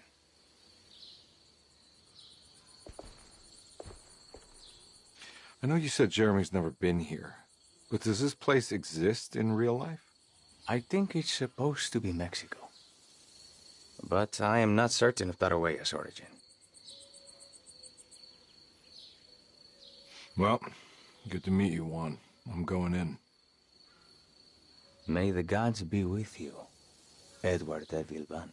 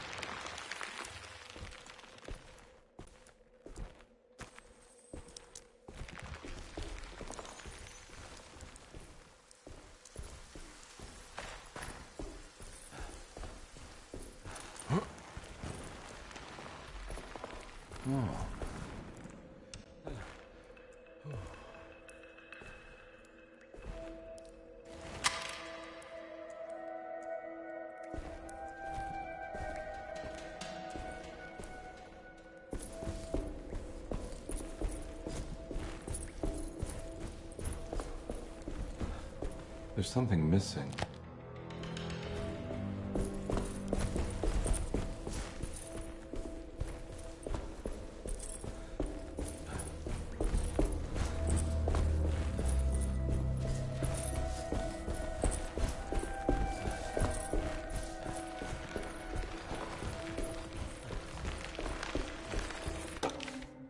The great library was endless, beautiful, and terrible. An Akashic record for the universe inside the mind of Jeremy Hartwood, now corrupted by a story forced upon him, told by a maniacal liar, an evil conjured by science and secrecy. I will suspend a room and lock away the foundation of his character. Its key will be left to the librarian, the only thing invisible to the Prowler.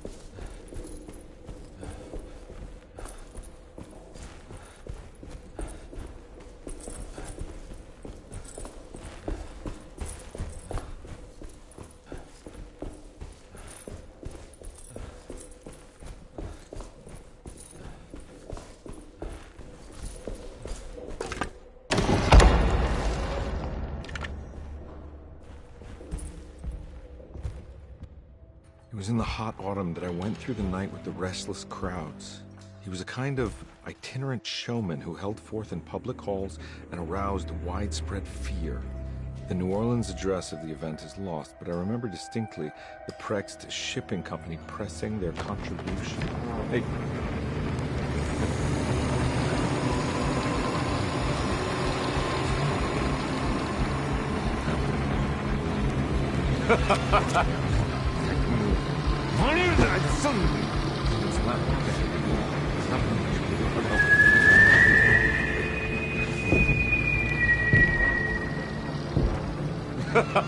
Detective! Juan!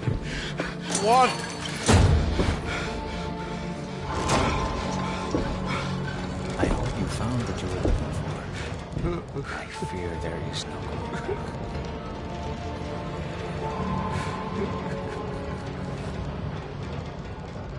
I was so close. There must be something I can work with. Come on, Carnby, think. Think! The shipping company. Prext. Right. Good luck, Detective.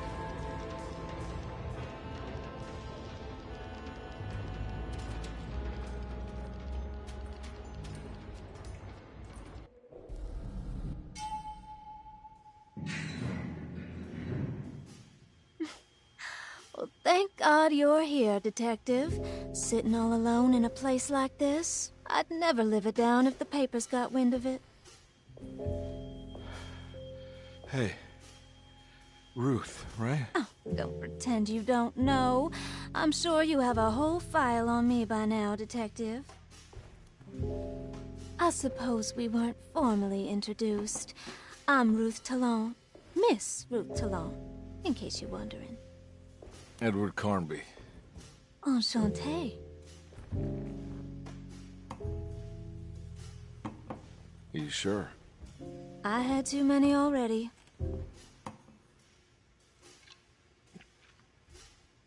Nice. It's good. I know. I have great taste, Detective. I heard you're trying to break Jeremy's promise to the Dark Man. Yeah. Do you know anything about that kind of stuff? No, but it makes you wonder. If he made a promise, can't he simply stand by his words?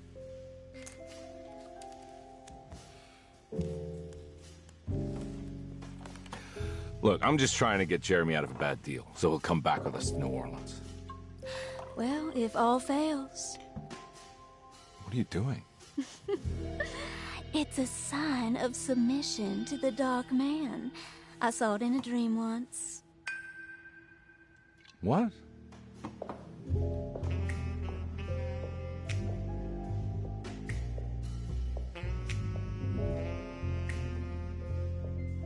You don't know the Prext Shipping Company by any chance? I do. They made big money during the war. Their waterfront office is just over there. How did you do that? Do what, Detective? Bonne chance. Hey, have you seen Emily Hartwood anywhere? Are you trying to make me jealous, Detective? No, I haven't seen your doll anywhere.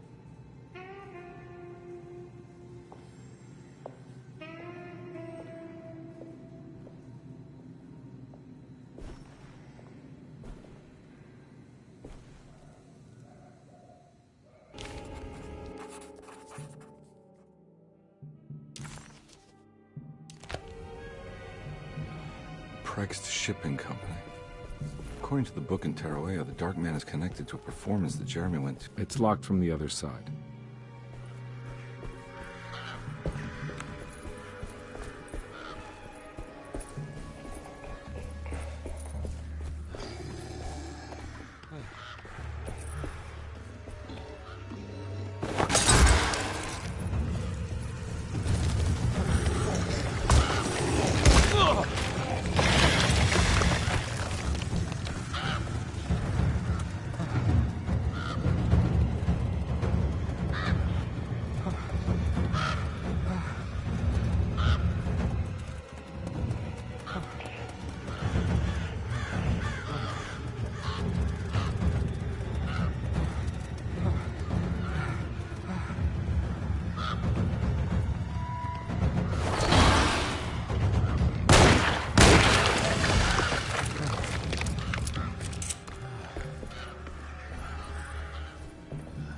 must be another way inside. The sewer system has a tunnel running right below Preg's shipping company. I bet I can use it to get inside.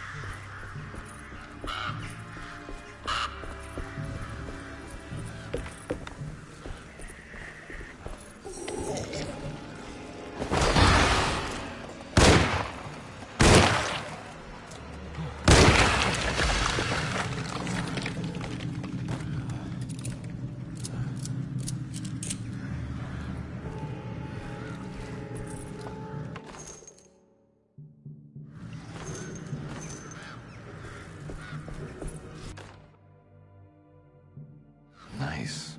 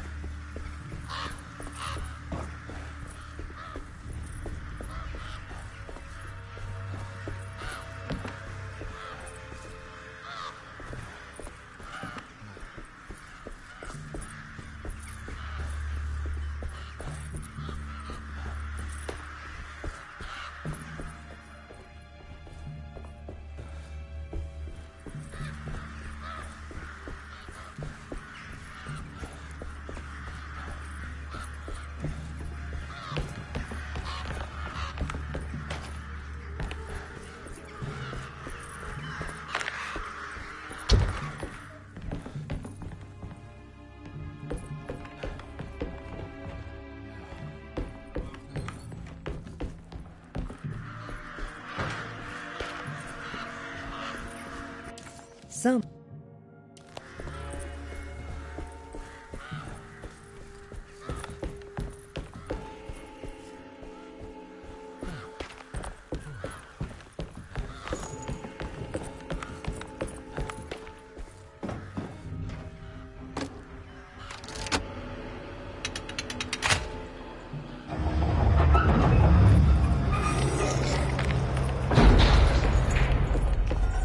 Hold on.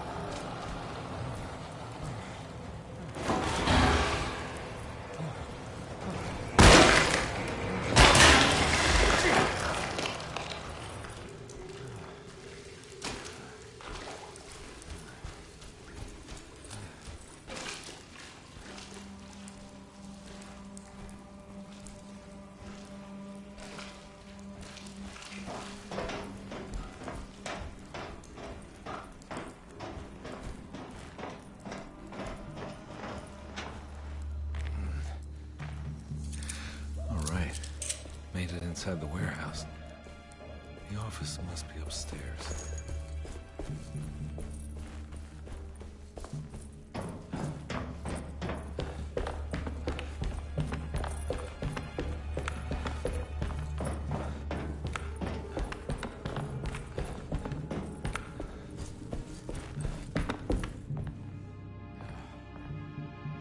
Hey, I always wanted to try one of these.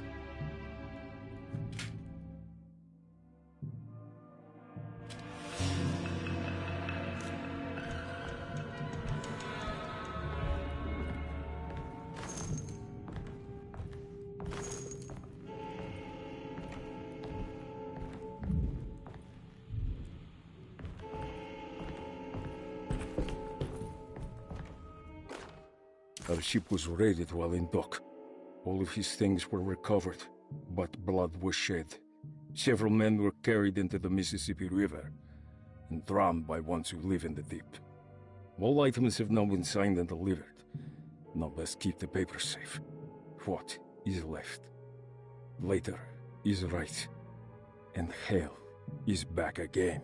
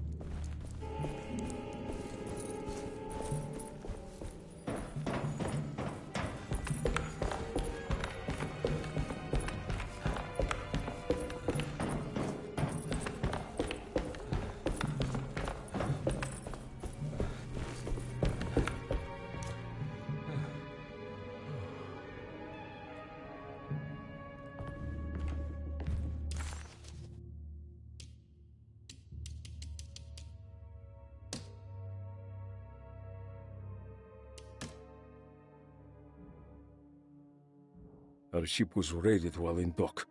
All of his things were recovered, but blood was shed. Several men were carried into the Mississippi River and drowned by ones who live in the deep. All items have now been signed and delivered. Now best keep the papers safe. What is left? Later is right, and hell is back again. Our ship was raided while in dock. All of his things were recovered, but blood was shed. Several men were carried into the Mississippi River and drowned by ones who live in the deep. All items have now been signed and delivered. Now best keep the papers safe. What is left?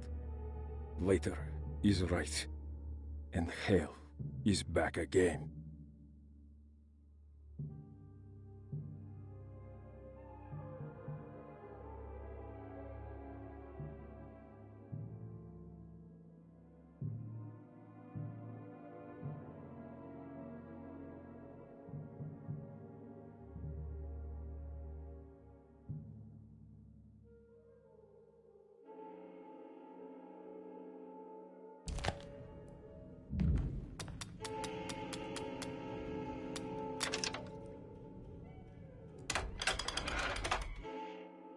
Cargo Manifesto, September 19th, 1892. Breck Shipping Company delivered 4 steamer trunks, 1 Egyptian sarcophagus, and a large wooden crate belonging to the showman called the Black Pharaoh, performing at 18th Street.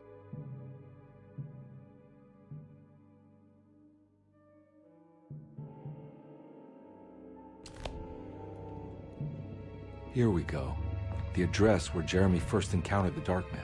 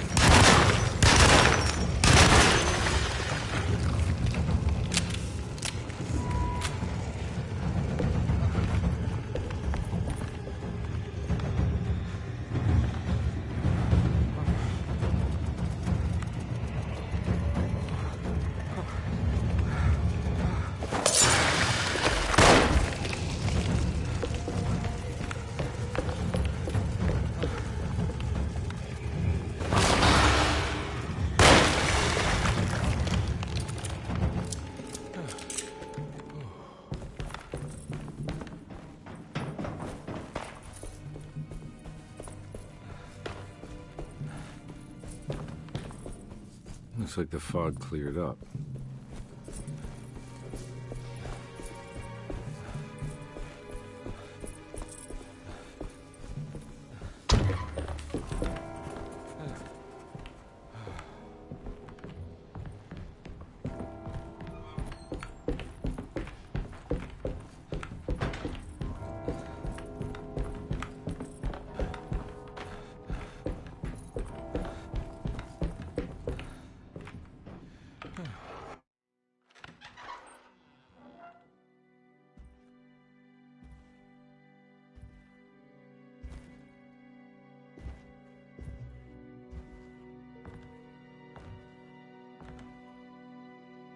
You want to tell me what this is all about?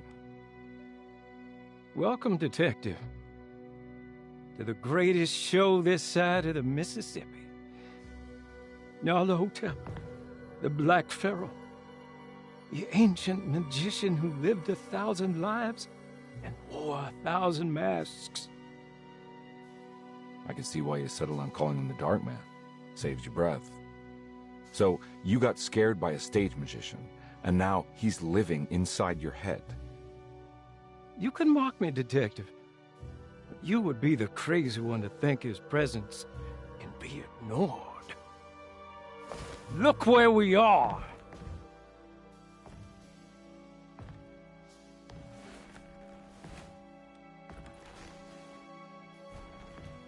We didn't get to finish our last conversation, did we? You were about to tell me how to break the contract with the Dark Man.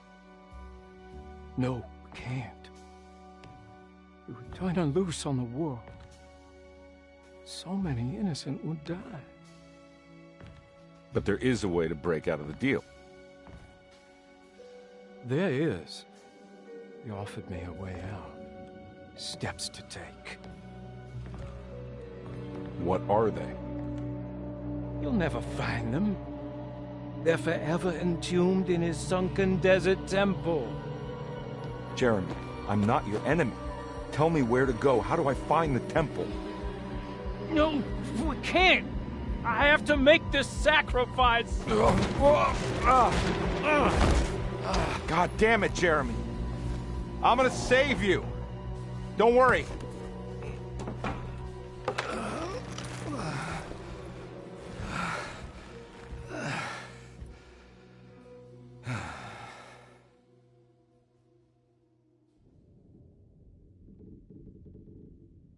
How do you save someone who doesn't want to be saved? Well, he's gonna get saved no matter what. I just need to find the temple somehow.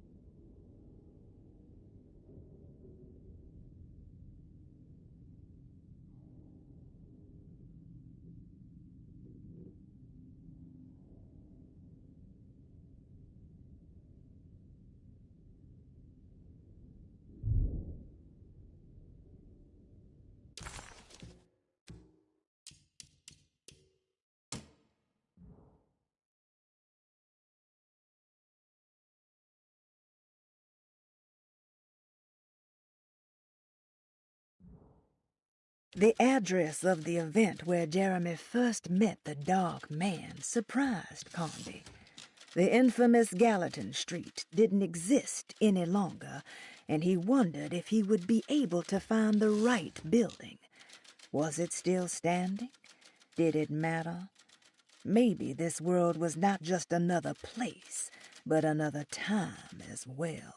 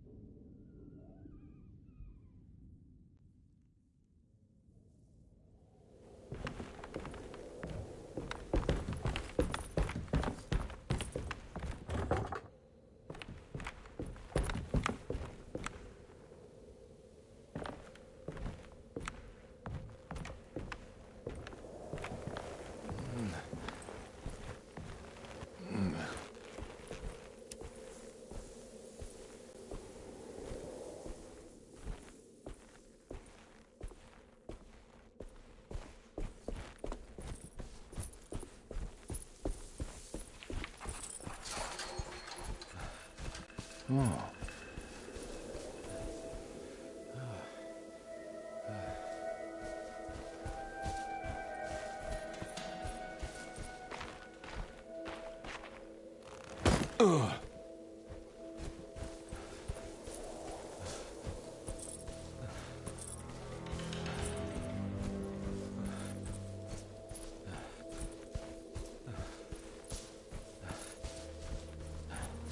Sunken Desert Temple. I better get down there.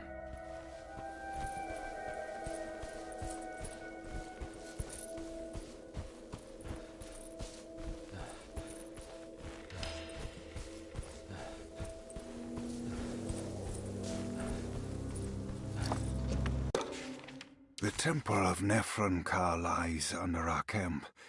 Despite all efforts, that unholy site did not collapse, but sink beneath the sand. The pharaoh is long dead, his name meticulously stricken from all ancient writing. But that stage meant for blood and terror remains. The temple is said to be lightless, built to harbor all the haunters of the dark found in the very depths of our universe. Calling on the gods meant creating a bridge between our world and theirs. The terrible Aldebaran of Taurus, the Black Sun, was seen as the most important star in the night sky. Because, according to the Kitab al-Azif, it was said to be the home of that crawling chaos known as Nyarlathotep. Through ancient mechanisms, it was said that the priests could open shafts channeling the light emitted by that strange stone called the Shining Trapezohedron. Several streams pooled together above the statue of that dark man would then be sent through space towards the Black Sun, a message to the gods. The gifts bestowed on the sender are completely undocumented, but often assumed to involve dark blood pacts, where souls are traded for malicious miracles.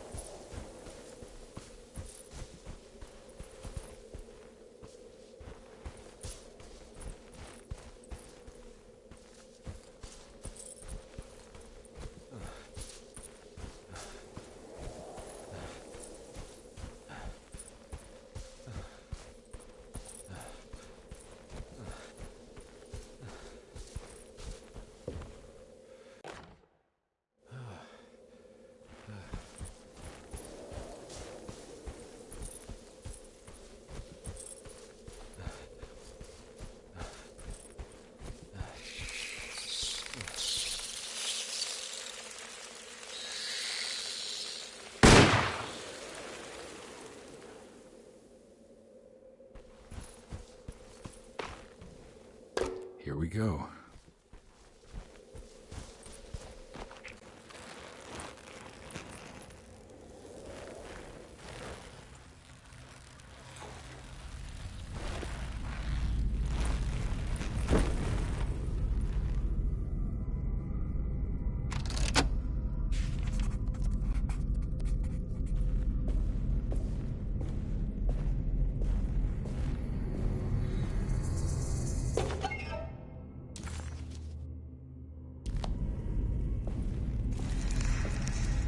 Star constellation from one of Jeremy's books.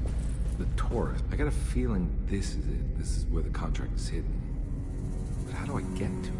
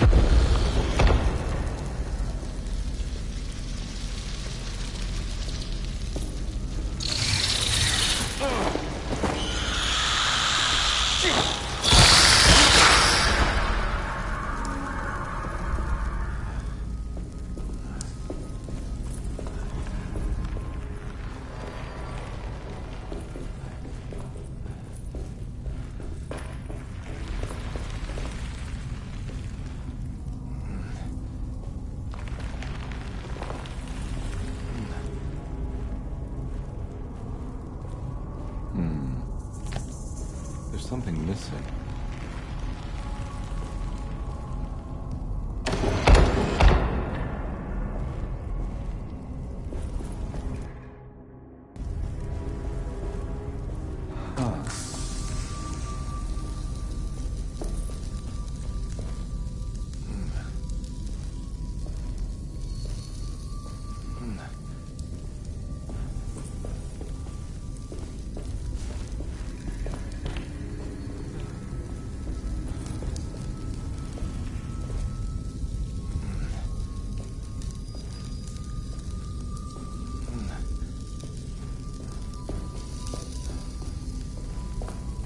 This one looks operational.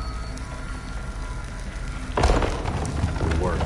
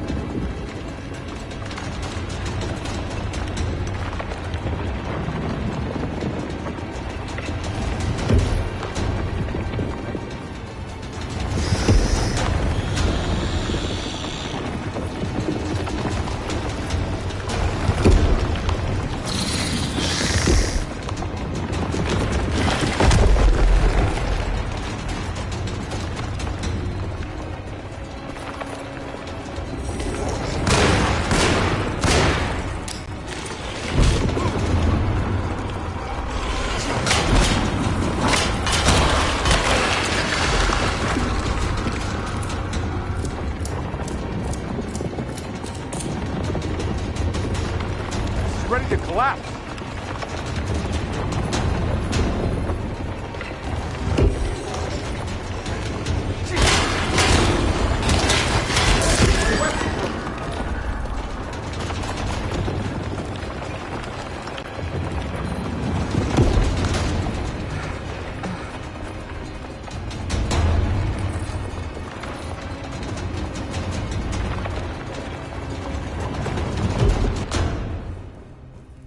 What is going on?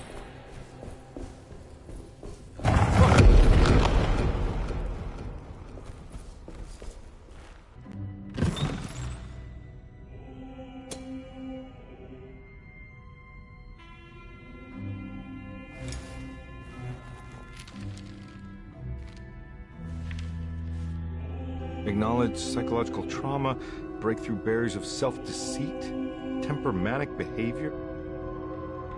These are the Dark Man's terms. The contract. Huh?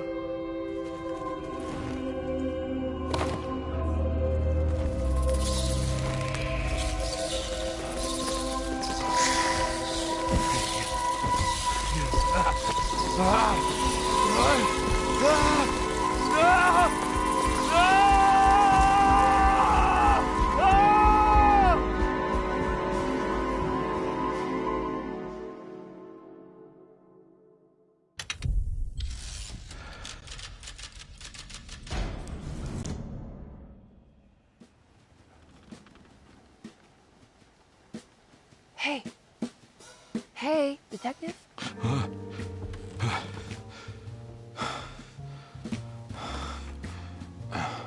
What are you doing? Oh, I found something. Great. Was it alcohol? God, no. I just got the wind knocked out of me. I think I know how to break the contract with the Dark Man. What exactly does that mean? Everything going back to normal. All right. I found some more information on Derceto and the patients. There are some seriously strange things going on here. I'm pretty sure 2 of the patients are dead, and maybe even the clerk. Oh, yeah.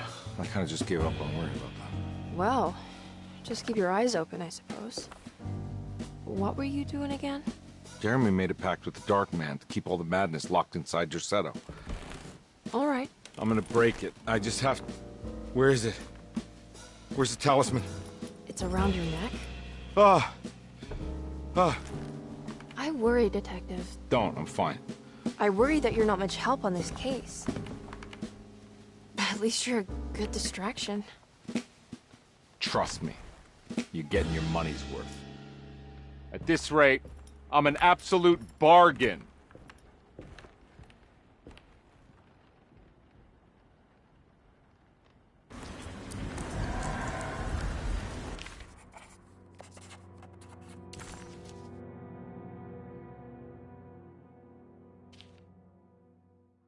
He must first acknowledge psychological trauma in order to proceed.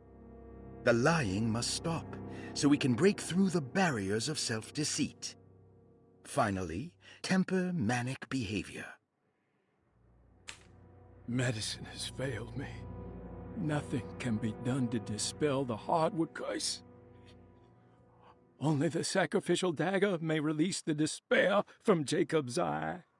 Yet, doing so would be the doom of Derceto. Let this curse of mine be a weapon for once. I accept your demands. Oh, crawling chaos. Build your prison around this godforsaken hospital. When evil has been starved, I will stay buried forever.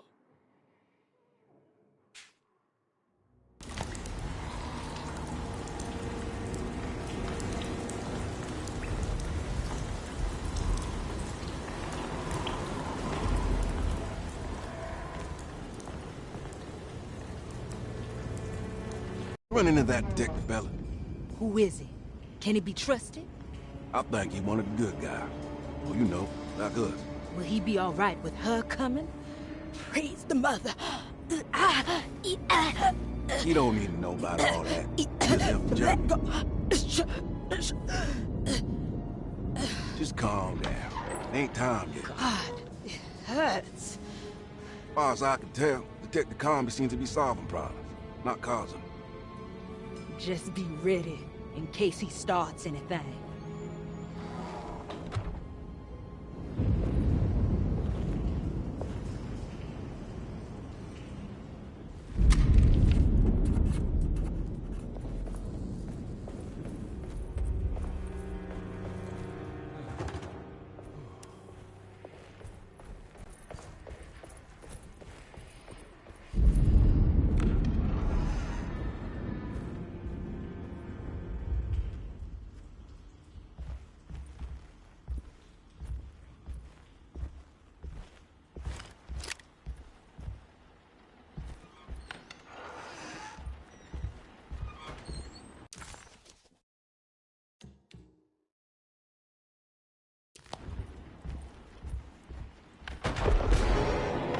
Christ, what the hell was that?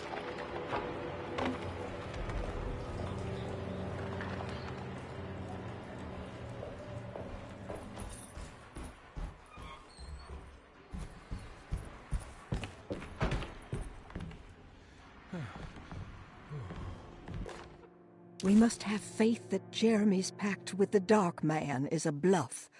If we are lucky, our visitors will find him and prove it's all nonsense before night falls. What is true is our attempt to call on her. Too many things have happened for this evening to be in vain. Think of Jack and Cassandra, even Perosi, whose circumstances I can't understand. Grace is a goat without horns. She knows it and will play the role. You must talk to your brother, Batiste. I worry that he will fail us. Mrs. Thompson.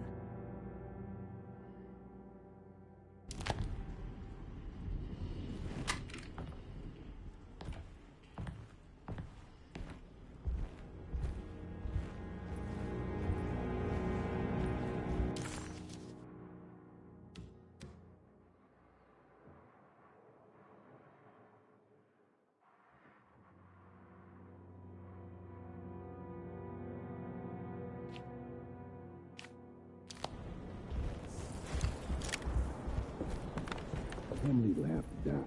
We can't let her ruin our plans. I don't want to run into the orderlies right now. Not sure I can trust them. I don't worry about the detective. He knows his place. What?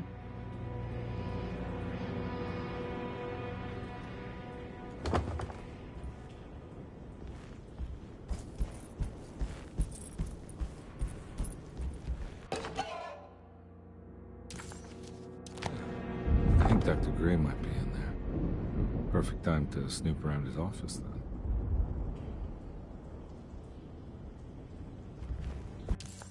The two orderlies still hadn't found Jeremy. Conby figured this was good news. Emily had reminded him about some strange deaths at Deseto, and Conby wasn't sure who he could trust.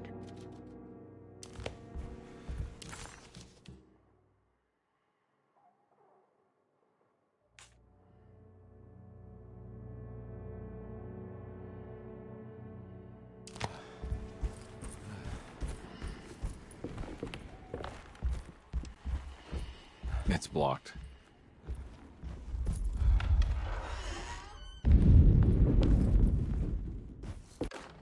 Lunacy and the Astarte Artist Colony, a monograph by Yael Klein. In early 1909, the old Derceto plantation outside of New Orleans was turned into an artist's colony. 3 famous European artists rented the house and the surrounding land from the owner, the Ledoux family. The colony was chiefly run by Sebastian Cortez, who was playfully dubbed the captain by his collaborators, William Arges and Heinrich Kassel. The colony existed for 6 years, until one day all 12 members disappeared without a trace. It is widely believed that their disappearance is connected to the disastrous hurricane that passed through on September 29, 1915, but nothing truly supports this claim. What is known is their frequent participation in New Orleans nightlife, their love for hosting parties, and their elaborate contributions to the Mardi Gras parades as the Pirates of Pontchartrain. Accounts of their lifestyle can be found in almost every gossip column. It can effectively be summed up as carefree and bohemian. In late June 1909, the name Astarte first appeared in the newspapers. Cortez said the name came to him as he was painting. There is never any claim to knowing about the ancient Phoenician fertility goddess with the same name before this time. His fellow colonist Heinrich Kassel did know, because he later produced sculptures that show clear references to ancient idols of the goddess. It's impossible to know for sure how this name suddenly made an appearance, but it is interesting because of Derseto's history. Even the name Derceto is the Greek name of a Syrian fertility goddess. In the case of naming the plantation, Derceto was certainly not an accident. We know that Elijah Pickford intended to build a temple for his cult, for he had distributed pamphlets 2 years prior to the purchase of the land, advertising his intentions. His followers were estimated to be almost 100 men and women, mostly sailors, Maroons, and Cajuns, when the plantation was built. To outsiders, Derceto registered as an ordinary slave plantation, which enabled Pickford and his flock to remain hidden for decades. The official story is that the cult lasted until 1862, when the Union Army came and burned down the plantation and scattered all who lived there. Following the Civil War, new people started to congregate in the ruins of Derceto to invent a new fertility goddess, the Shub-Niggurath. As much as Derceto is a particular name to have heard of, it's not entirely uncommon among the learned. Astarte is equally known and could have been subconsciously chosen by well-read artists. Shub-Niggurath is, on the other hand, very uncommon. Almost impossible that anyone in Louisiana would have heard that name. The name is referenced only in rare books like Unaussprechlichen Kulten and the Necronomicon, and is believed to be a bastardization of Arabic words meaning pertaining to the dark young. The few paragraphs printed on the goddess are so upsetting that no one in their right mind would want to build a religion resting on such qualities. The Shub-Niggurath cult was hard to get rid of, but it is believed that despite the police jailing and killing several cultists over the years, the main culprit in the cult's demise is the cult itself, which seems to line up with every instance of cult activity on Derseto's grounds. When Captain J.W. Norton of the Union Army arrived, he described the people at Derceto as malnourished and maniacal. As much as the army tried to save them, they fought back with fervor, as if nothing was going to stop them from slowly destroying themselves. While the disappearance of the Astarte artist colony remains a mystery, the recurring motif seems to suggest that their fate involved lunacy and a hunger for self-sacrifice to that fertility goddess with 1,000 names.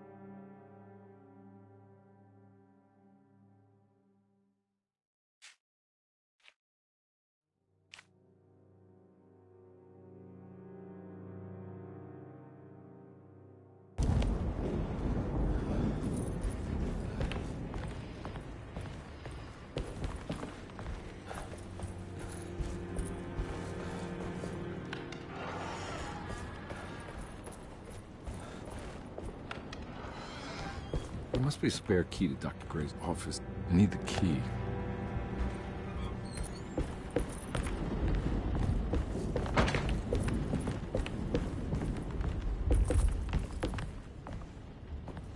I don't have the combination for this.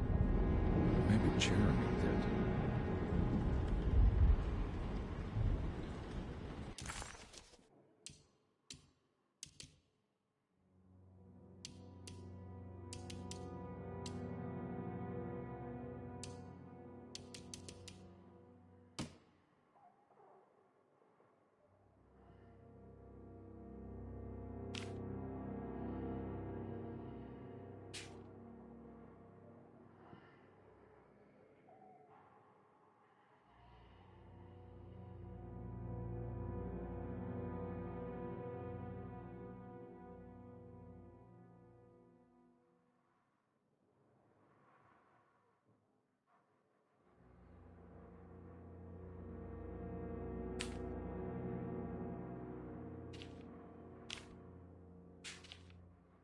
The people of Derceto are becoming dangerous. They do not understand what they are doing. I must do something to stop them. I tried talking to Dr. Gray, but he confuses my worries. He's caught up in treating me. How can he expect evil to be cured with medicine and conversation? The orderlies, the housekeeper, and the patients are all deranged. They will call upon evil to enter this world. All will be lost. Everything. Unless I can find the clerk, Mr. Waite. He seems to be a clear-thinking man. Maybe Beauregard.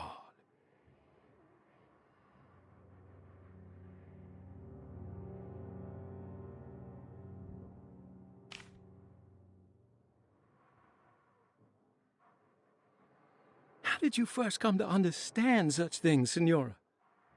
How did you know that the battered boiler in the basement would lead me to Lafayette Cemetery?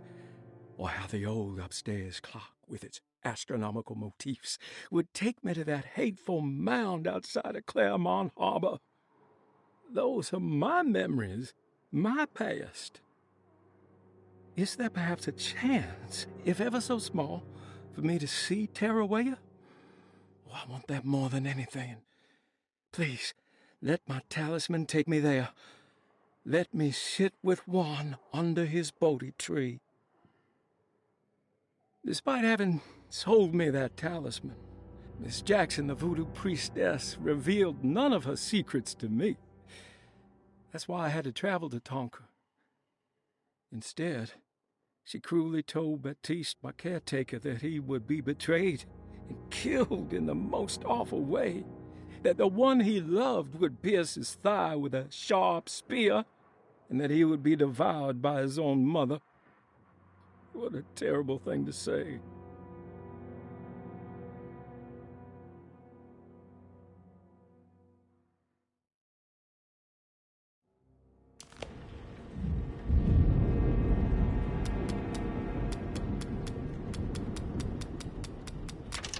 It worked.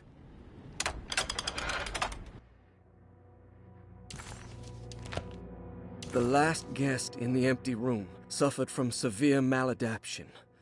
I must write this down, because if I understand the condition sufficiently, it could make me deny this fact at a later date, and there is reason for me to think I may come to suffer the consequences from this dysfunction, as some who came in contact with the guest seemed to adopt a new worldview in which everything was predetermined but broken.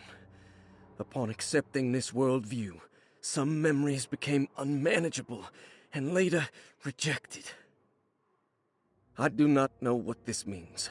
I cannot even remember the fate of the guest. I think they were simply misplaced one day and forgotten. Just like all documents pertaining to this guest, they have all been destroyed, or they never existed in the first place. Who wrote this? There has never been a guest in the empty room.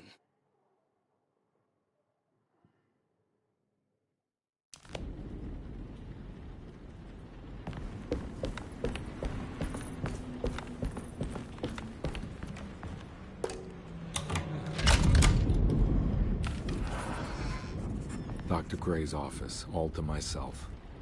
Let's see if we can figure this guy out. Dearest Dr. Manzetti, I find myself in a losing battle with my patient. As I've disclosed in my previous letter, his delusions have him completely captured.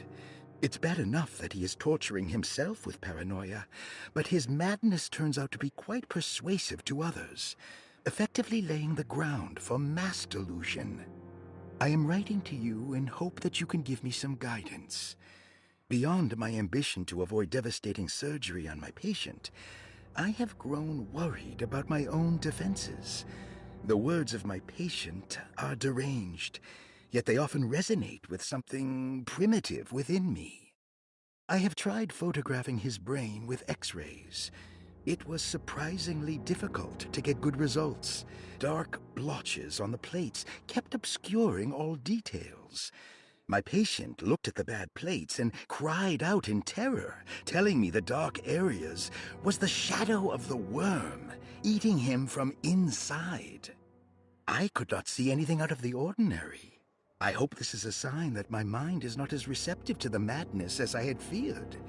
After further inquiry, my patient described the shadows inside his mind as some kind of chthonic monstrosity that wants to undermine his sanctuary. This is clearly a reference to a place he calls Teroea, a sort of library or convent that works as a psychological haven. With this imaginary haven threatened by this Chthonian, he has now constructed another, less pleasant hiding spot. Lately, he has been bringing up a metaphor of a steamboat that has run aground, that he feels like he needs to start the engines and reverse, but he is afraid that the hole in the hull would cause the whole ship to sink. I've been watching him turn this metaphor into reality for the last week. He knows it's made up, but he is doubling down, trying to make it a real memory. I feel certain that this is my chance to break through the barriers of his self-deceit.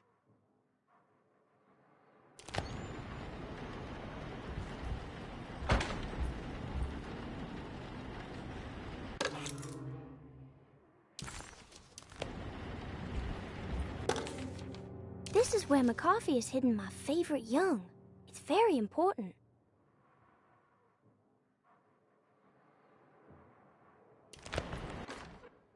I have finished tidying up Miss Beauregard's belongings. I will leave it to you to contact her agent and have them collect her things. I found one of Grace's drawings she might want back, along with this key in her room, which I believe you've been looking for, Mrs. Thompson.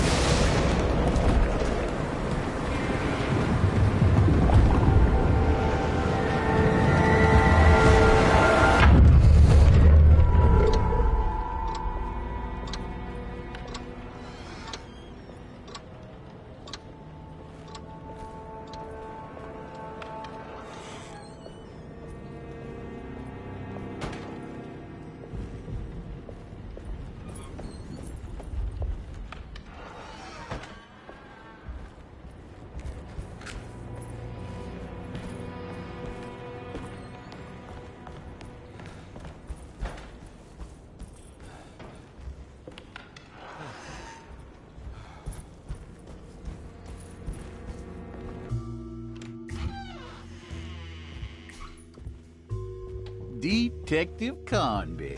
Good to see you again. Solved the case yet? I'm trying. Hey, Grace, you okay? Oh, she is just peachy, Detective. Are you looking forward to the Feast of St. John, Grace? I can't wait. Kids, ain't they great? What exactly are you planning for tonight? Oh, not much. We eat, we drink, we pay tribute to the wishing tree in the conservatory. The usual. Then why all the excitement? There is just something about tonight. Something's different. I think we all feel it. Besides, we got ourselves some new words for the prayer thanks to your buddy Jeremy. She'll come and turn the world inside out, and things will begin again. That sounds strangely threatening. You should come.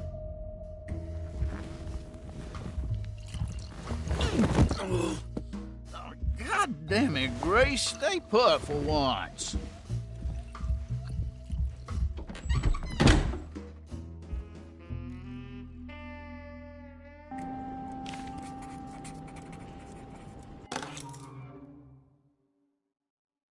I better hold on to these. Wouldn't want them to get lost. There's something missing.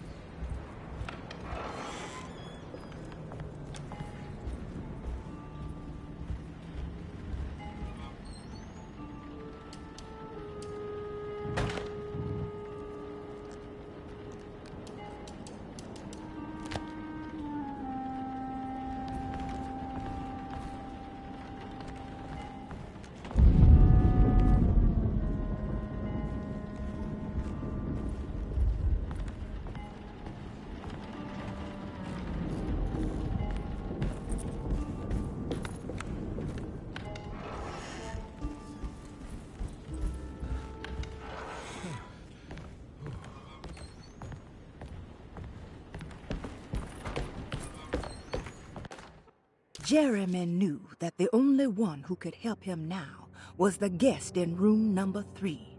The room seemed to have been empty for so long. But that wasn't allowed to be true. The story needed to be different. To include something from the outside, he would bring the guest back to room 3 and show them what was in that safe. 913. But those were not the right numbers. That was the combination for the safe in the clerk's office.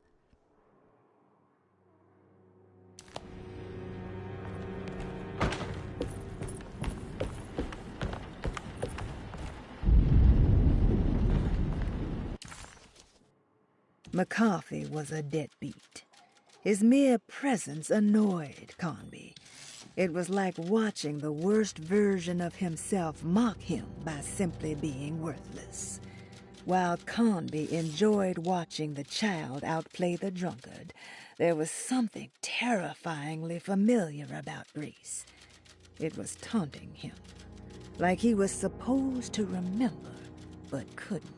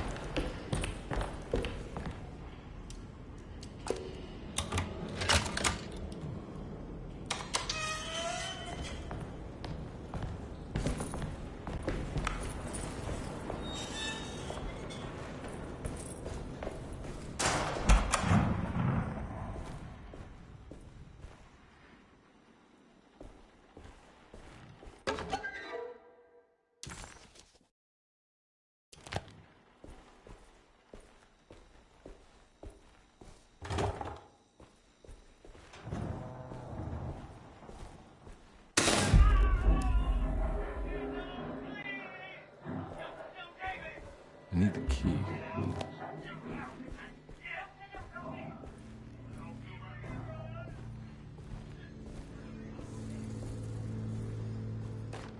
Radiography. Patient Jeremy Hartwood. Date June 14, 1930. Plates. Jeremy's skull proved difficult to capture properly. Partial radiographs worked best. A complete picture of the brain can be assembled by piecing 3 plates together. Observations. Even when looking at an assembled version, a shadow covers significant parts of Jeremy's brain. Possible tumor, but more likely that the equipment is failing. Jeremy reacted strongly to the pictures and claimed to see a giant clay worm eating and displacing his memories. Notes. While this exercise has left me nowhere closer to an answer, I feel confident that a Burkhardt lobotomy should sever all necessary parts. Hypothetical psychosurgery based on the ideas by Burkhardt and the St. Petersburg research could end up saving Jeremy's mind. Severing the connections around the frontal lobe would certainly solve most mental afflictions. The procedure would be brutal in performance, as well as in efficiency. An ice pick pushed through the edge of the eye and into the skull would untether the nerves like Alexander cutting the Gordian knot. As this would likely leave Jeremy in a very different condition, all other paths should first be explored. The medical instrument I would need for this lobotomy is missing, and I should have Waits order a new one.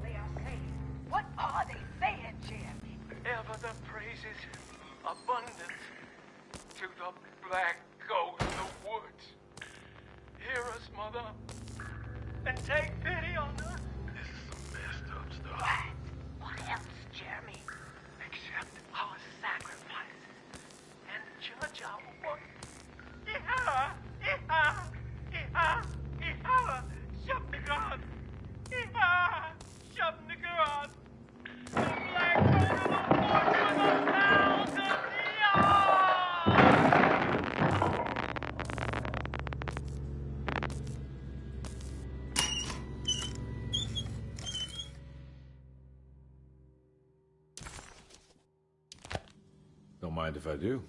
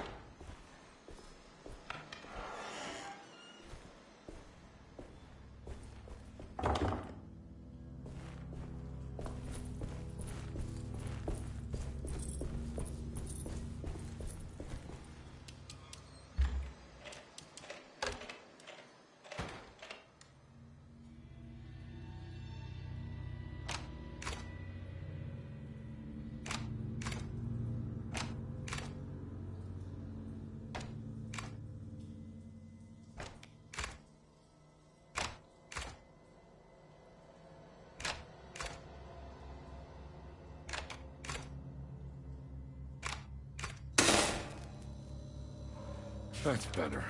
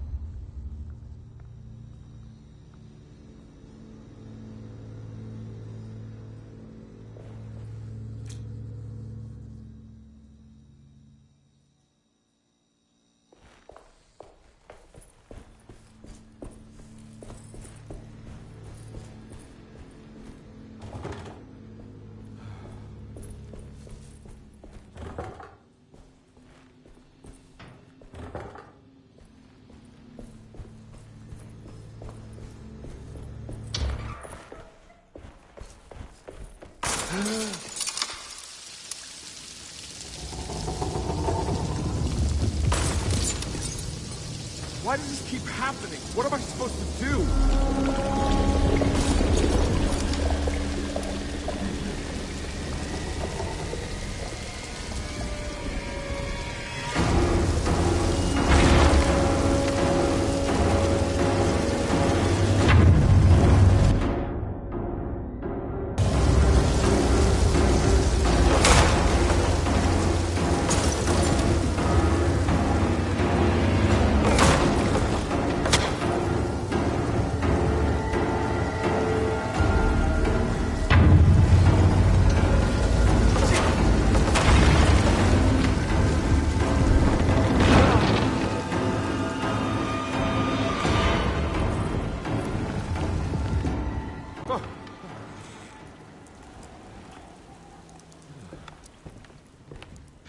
And we're back here. Well, perfect time to have a look around this place.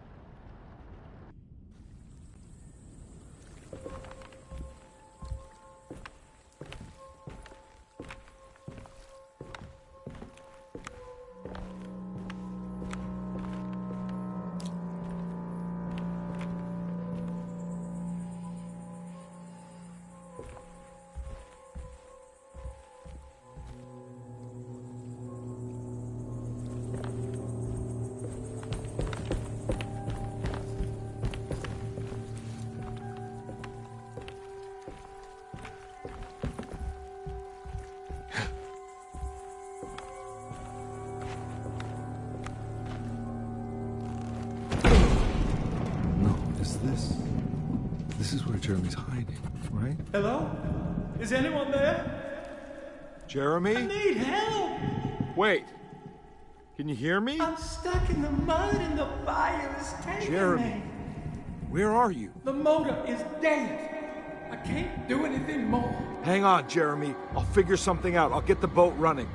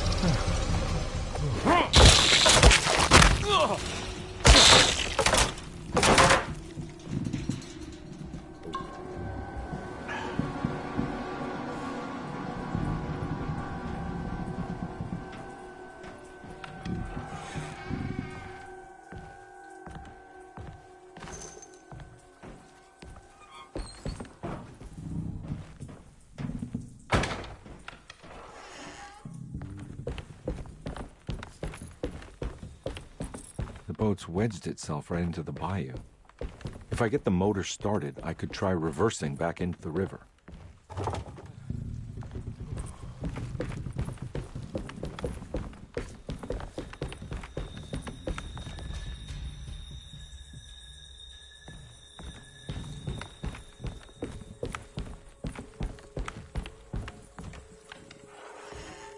Jeremy, where are you?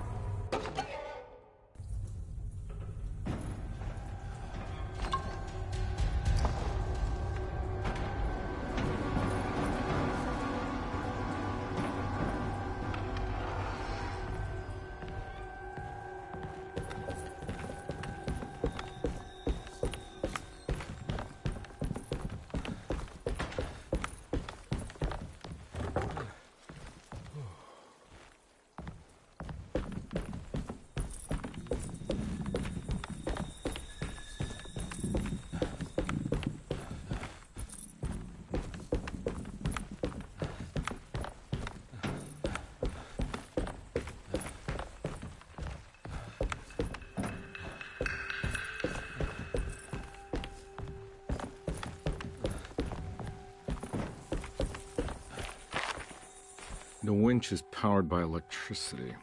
I need to find a way to turn it on before I can use it.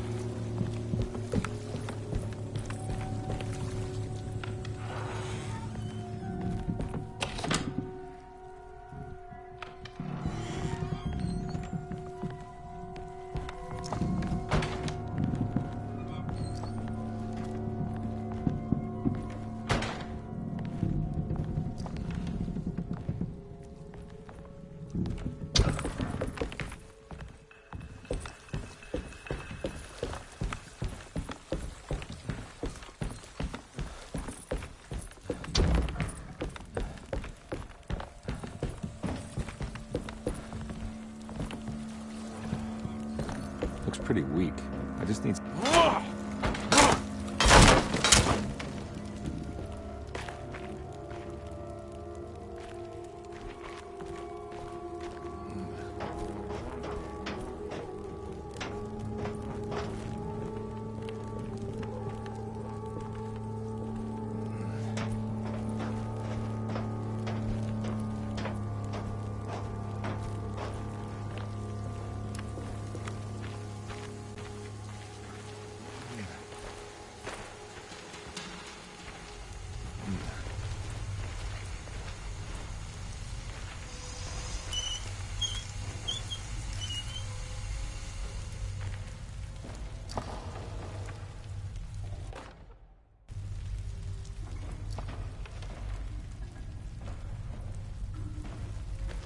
This definitely needs fuel.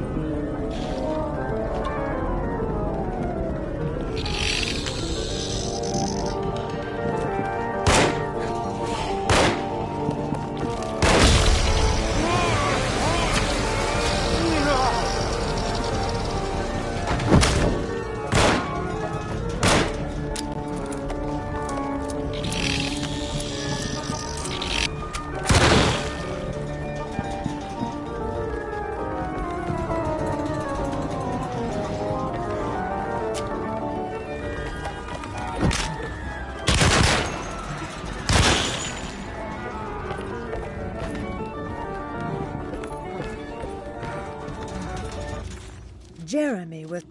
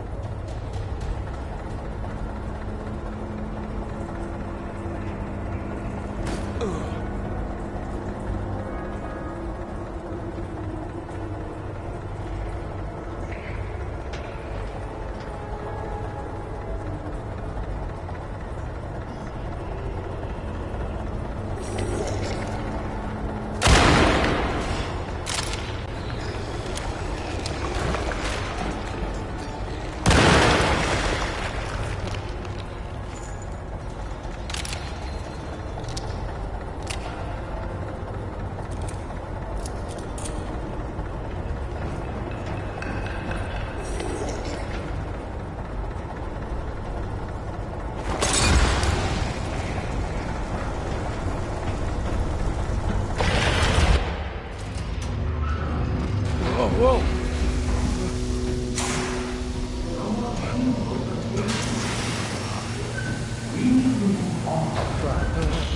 Are you ready to tell me what happened in the attic?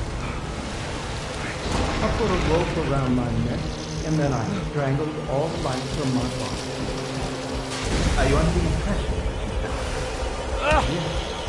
No. I was supposed to die. What does that mean? That you were supposed to die? I'm the catalyst. I had to die to make the story happen. What are you referring to, Jeremy? 30 years ago, Frederic needed me to die. You're not making any sense, Jeremy. Come back and find your focus. Hey! I cheated everyone. I didn't play my part. Hey! I escaped my doom. My destiny. Again, find your focus. Hey, I'm right here. What the hell is going on? Now everything is wrong. Nothing is in place. I'm right here! Calm down, Mr. Conby. What do you want? Were you not talking to Jeremy right now? I haven't seen Jeremy all day. Are you all right, Detective? No. Actually, I don't think so. Well, maybe. I'm gonna go look for Jeremy. Good. Let me know if you find him.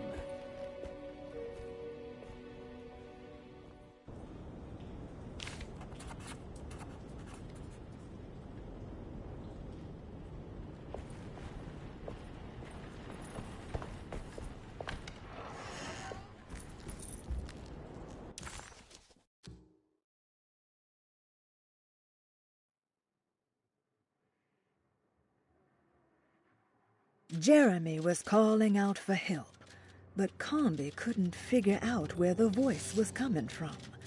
For a moment, Conby wondered if the boat itself was Jeremy, or if he was below it somehow.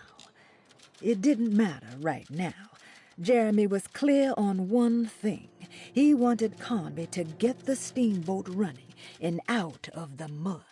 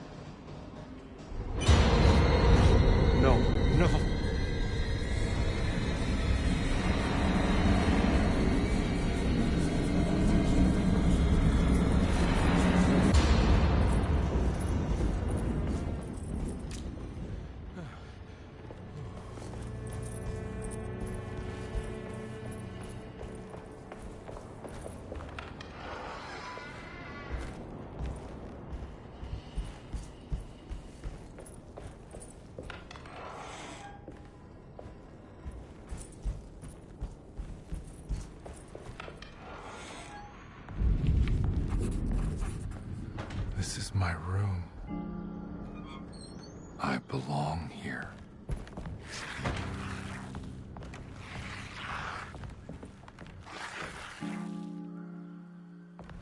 I know that number. Where's that from? I did this. I wrote that.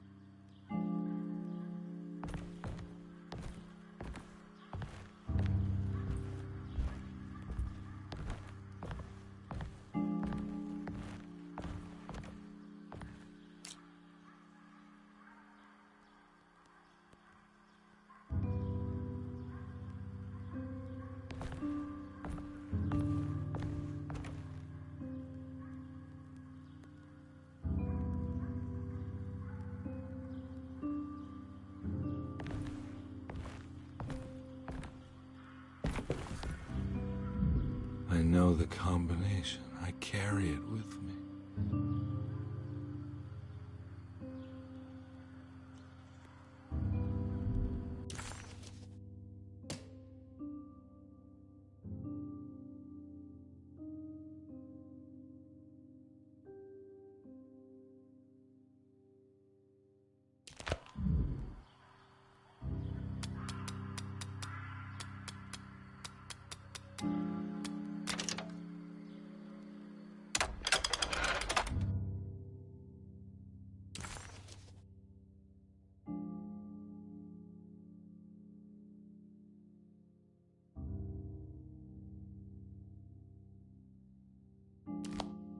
Detective, I have made many discoveries in my case. The child we want is safe, thanks to good people like me and you. We're so similar, but you don't see all the things I do. To find your man, Jeremy, you also need to look for the girl. It has always been that way. The young deliver us all. You should have a look in my room. There's a piece of the puzzle you will need. Take care now. My coffee. How long have I been here?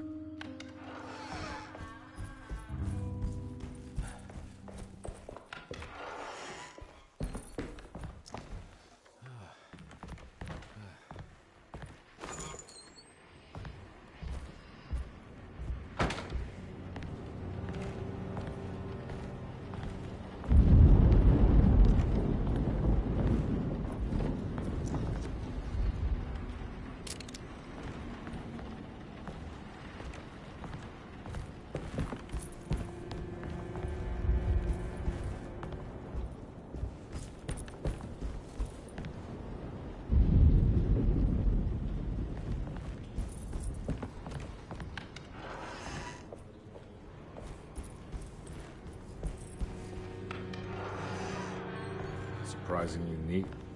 Maybe I've been selling that old barfly short. Looks like McCarthy has something hidden inside.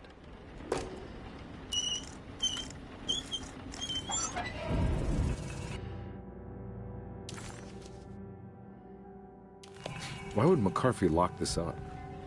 Was he trying to keep Grace from completing the shape? If so, couldn't she have just made another drawing?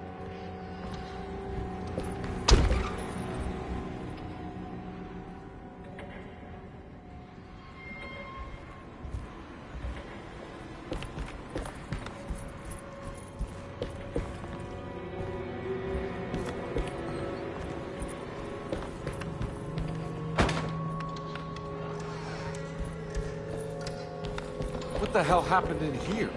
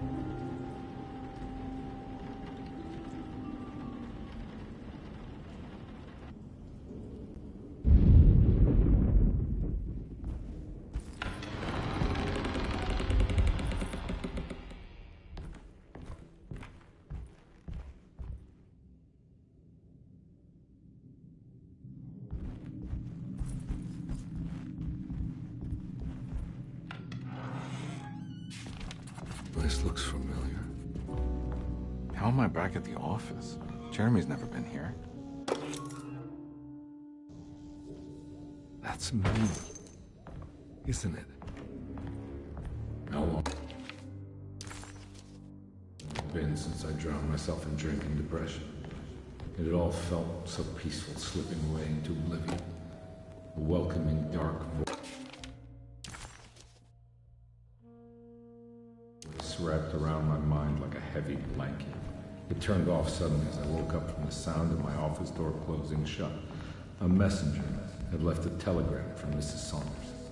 She had a lead on where to find her husband and her kidnapped daughter.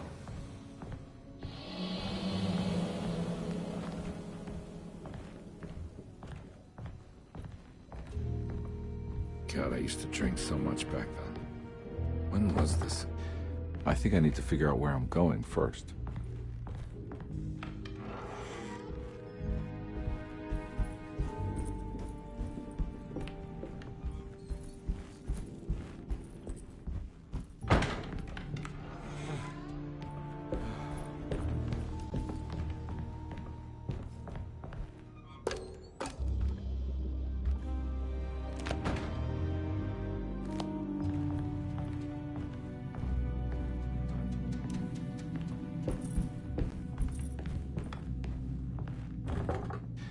I think I need to figure out where I'm going first.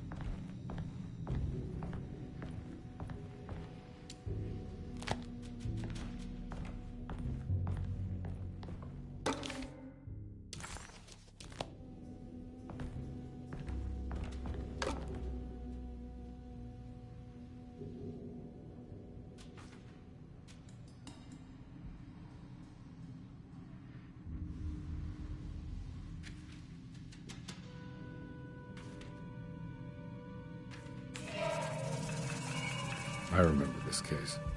Some kid got taken by her father, headed out of state, but he had made a mistake by selling a painting that his wife actually cared about to a collector named Thornhill to fund his venture.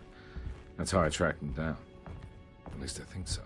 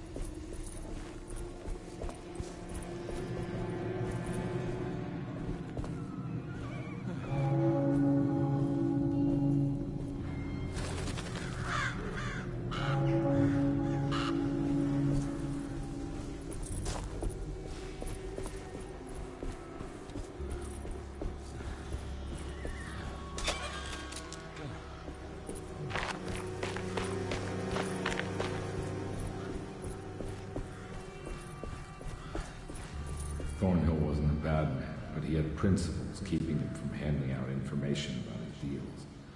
So it needed some convincing.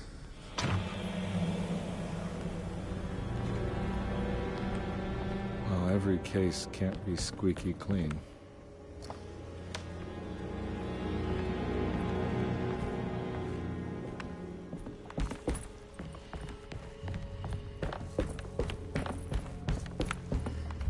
Mr. Saunders had sold a valuable painting to Thornhill, hoping the money would carry him to wherever he was going. The painting, now leaning on an easel in Thornhill's bedroom, had a certain mesmerizing gloom that seemed to call out to me, telling me I was needed for something important.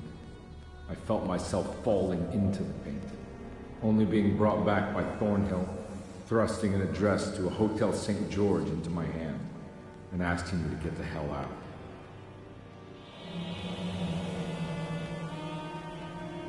I don't remember this at all, but I can't say it didn't happen.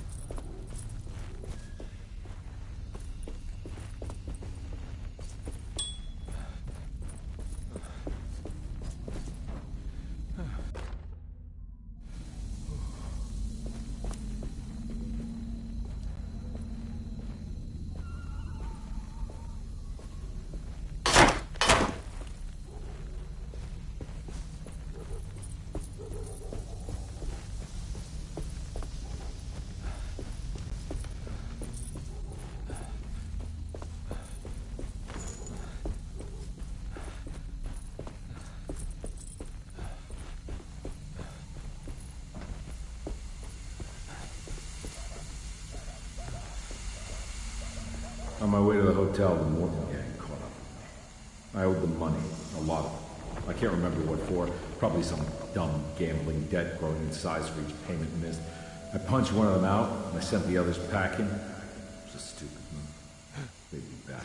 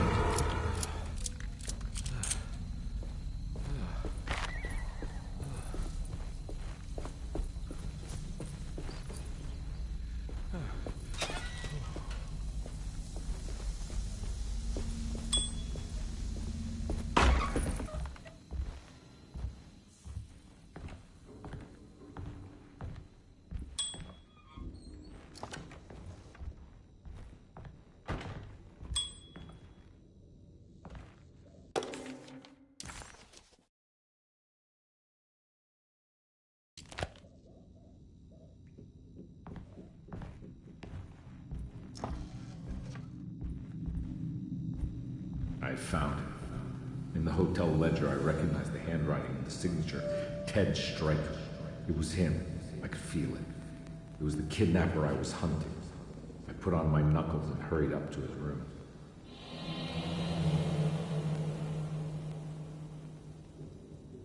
Something about that name, Ted Stryker, rings a bell. Feels vaguely familiar.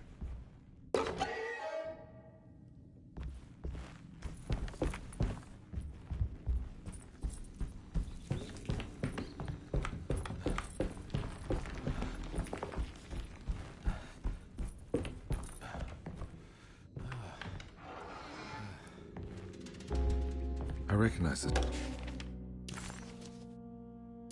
But I didn't catch up with them here. I must have followed them. But where?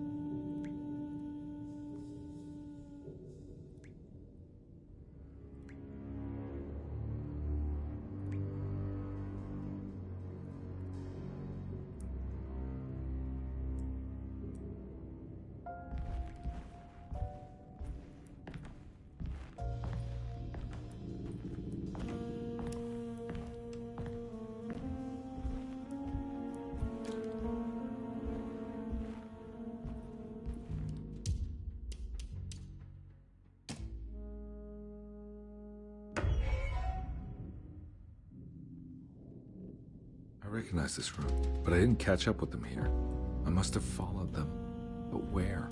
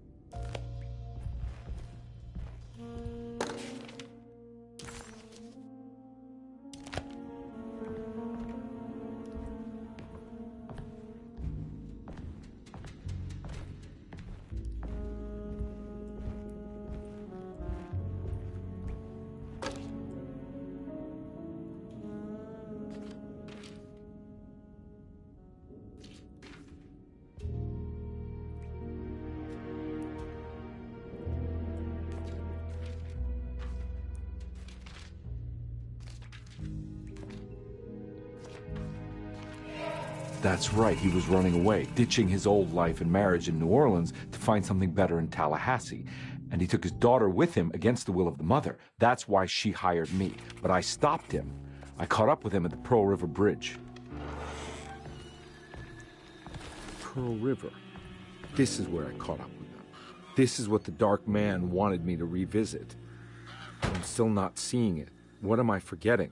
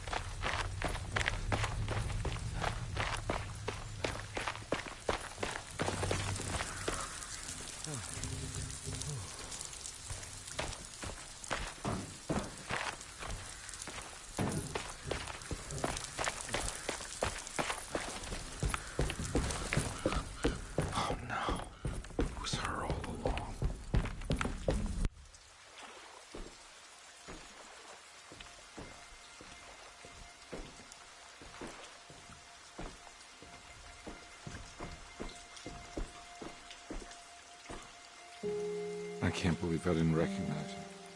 I looked a little different back then, I suppose. Was any of this real? How do you mean? This day, just... so much is happening. I can't... I think I've lost my head. Do you need me to apologize? I mean... I am sorry. I don't think I need to begin to explain. You're just a kid, Grace. I'm really sorry. I didn't mean for it to happen. Lies. More lies. No, really. I thought I was being a good guy by handing you over to your mother. I didn't know. I couldn't have known that she wouldn't care about you. I don't know how this works. What is this for? Some form of admission of guilt. Maybe acceptance. It's what the Dark Man wants. I guess we just watch my father die again, then. You think he's alive? I know he is. He's down there, scared that he won't be able to get out. That he will drown with his daughter again. What are you saying? We gotta save him. We? Do it yourself. I'm down there with him, remember?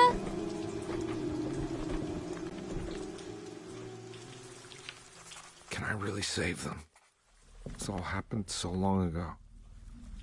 I have to find a way to get down there. I have to see it with my own eyes.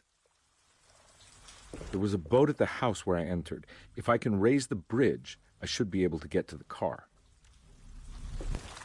There must be a way to save you both, right? Why else would I be here? Maybe the Dark Man just likes it when you suffer.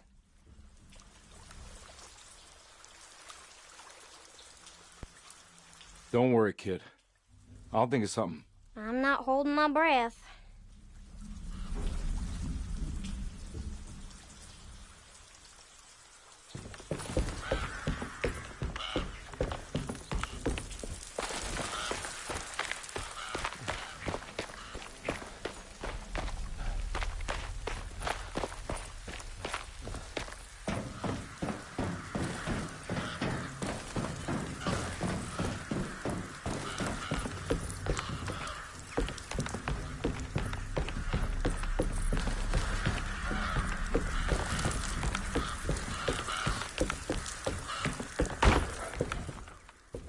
This must be where the bridge is operated.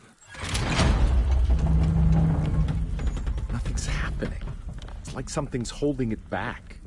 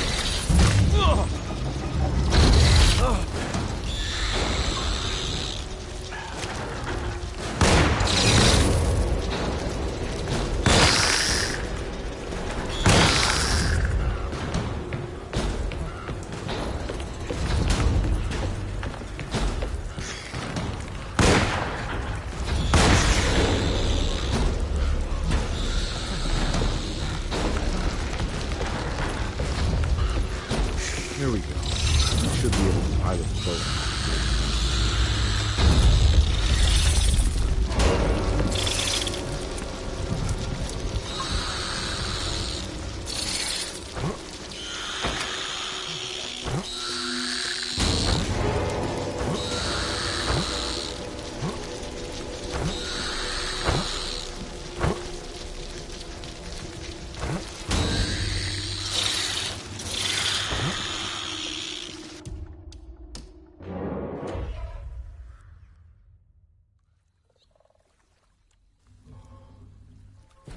This must be where the bridge is operated.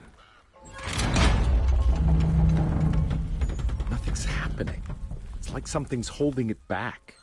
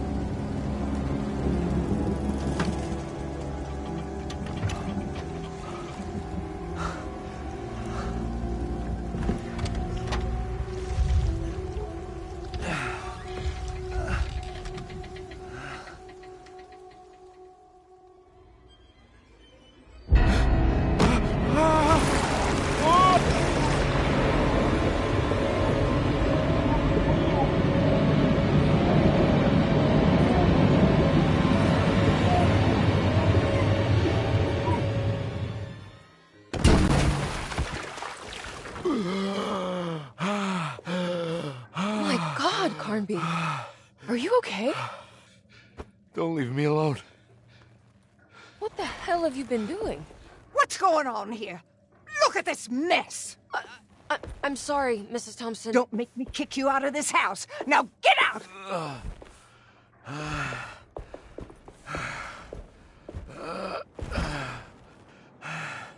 Hey, Detective. Mr. Carnby. I'm really worried about you. I'm okay.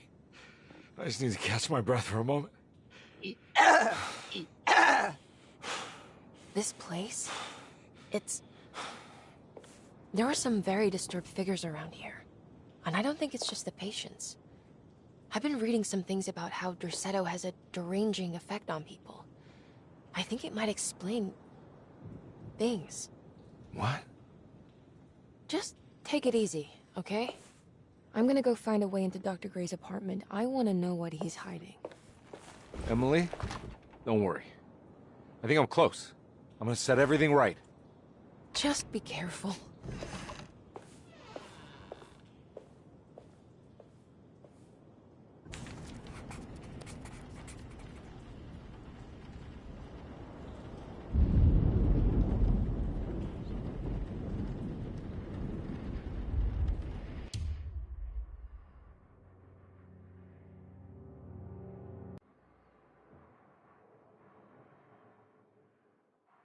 Carnby had run their car off the bridge.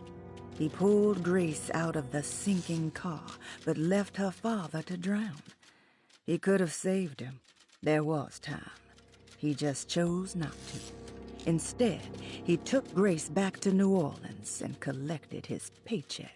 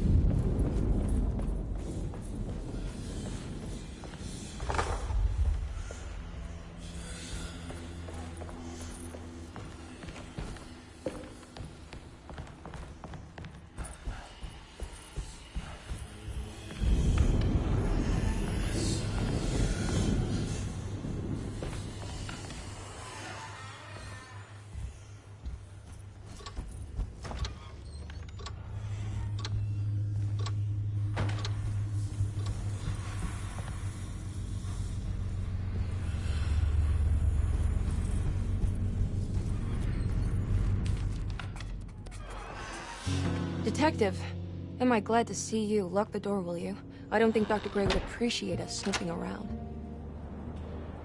What's going on here? This feels so strange.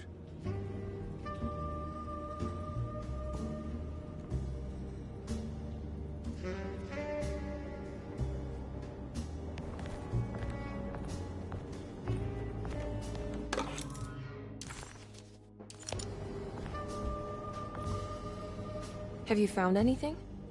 What? Yeah, I've seen some things. Okay. Let me know if there is anything you want to talk about.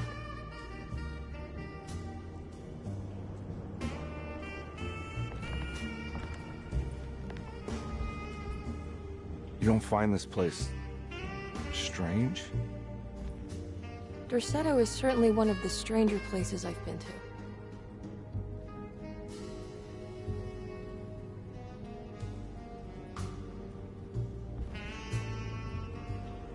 This room feels too real.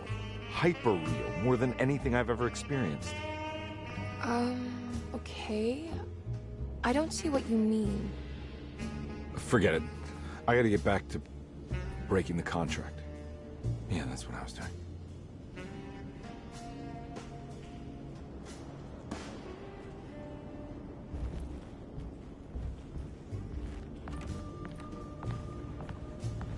There's a book missing.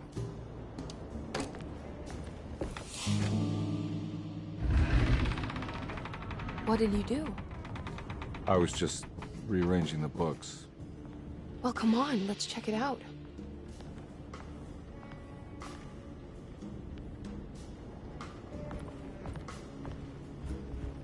I think I'm beginning to understand. Dr. Gray is dealing with some kind of mass delusion.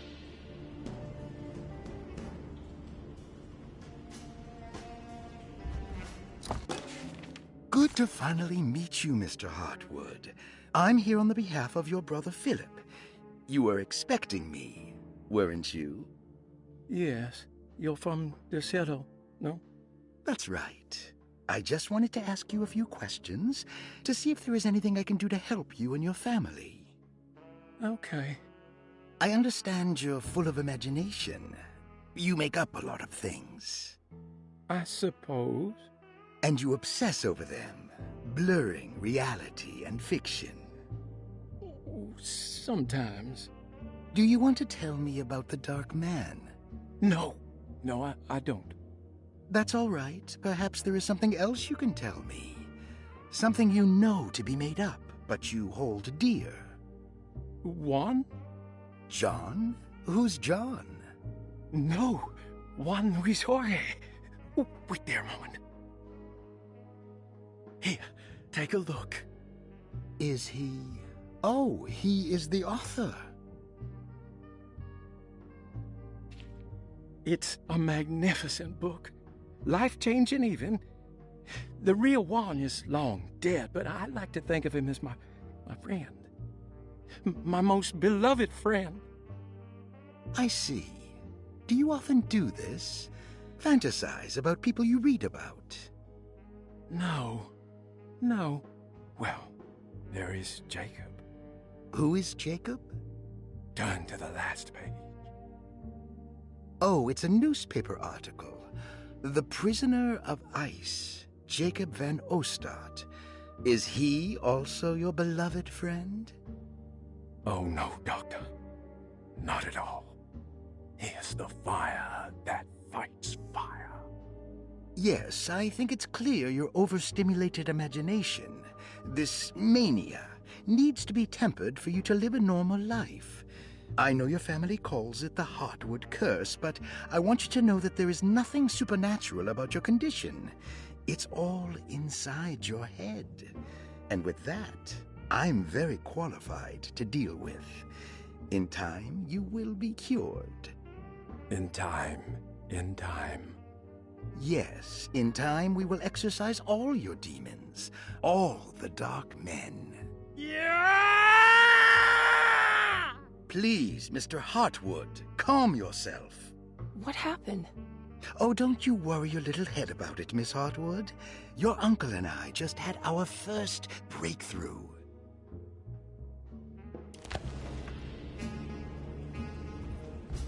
That mark on the floor looks like talisman positions, but from which direction should I look at it? The Snake Dagger, a monograph by Yael Klein. In Ludwig Prin's book on pagan rituals called The Mystery of the Grave, as translated by Nicholas Vachy, there are several references to a sacrificial dagger called the Snake Dagger. It has long been thought of as a poor translation of the original text, that it would be more appropriate with worm dagger from the Latin vermis cultrum. This seems natural following the recent consensus that the original title of Prin's book, De Vermis Mysteris, should literally translate to the mystery of the worm. However, this would take away from Vachy's great effort at translating the underlying meaning of the words and revealing several cultural beliefs. While Prin certainly was using the term worm as a symbol or synecdoche for death and the dead, which is made clear by the contents of the book, in the case of the dagger, we shouldn't be too hasty to dismiss his translation. Reading through Vachy's correspondence with his patron, it appears that he had more than just the Latin text at his disposal. Vachy had dug up Prin's living relatives and uncovered several cross-referenced historical texts and an actual snake dagger. The dagger was dated to the early Middle Kingdom of Egypt and had such a clear shape of a wave that Vahi considered calling it the sinusoidal blade. Knowing the full story, it seems prudent that he chose to translate it as snake and not worm. There are several reasons why this choice of word helps us understand the pagans that Prin's book attempts to describe.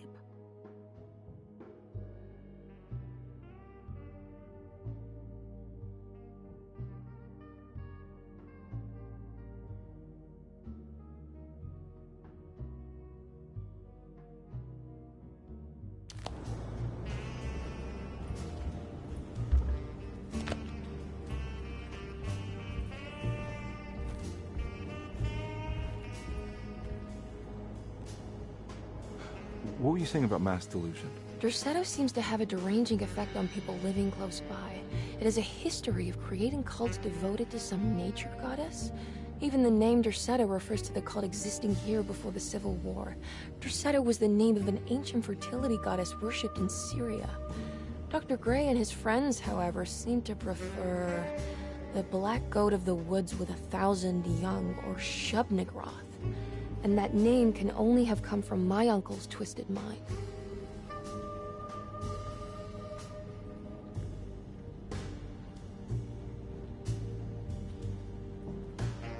You think all of them are in this cult business? Even Jeremy? I'm not sure any of them have a choice at this point. We just need to find a way to stop all of this.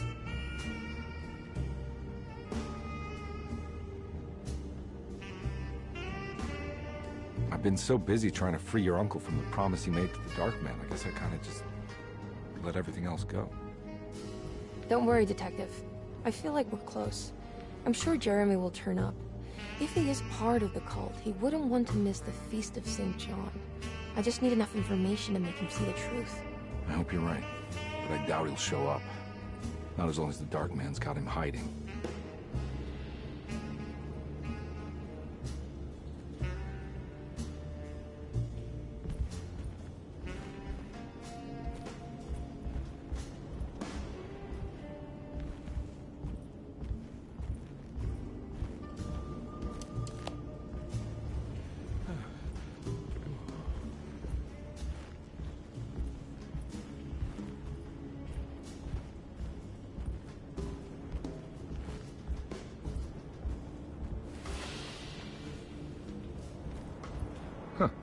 Has that been there this whole time?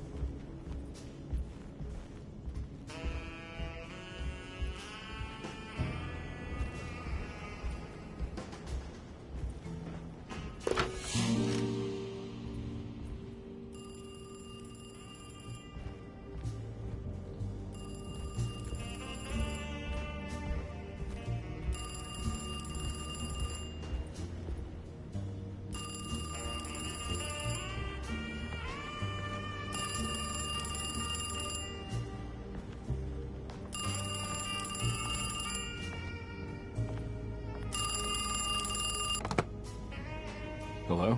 Detective Carnby? Who is this? Jeremy? Jeremy is with the Dark Man. You can't save him. Well, I've done everything you wanted so far, and there's just one more thing on the list. I expect him to keep his promise and return Jeremy unharmed. Get out, Detective. While you still can.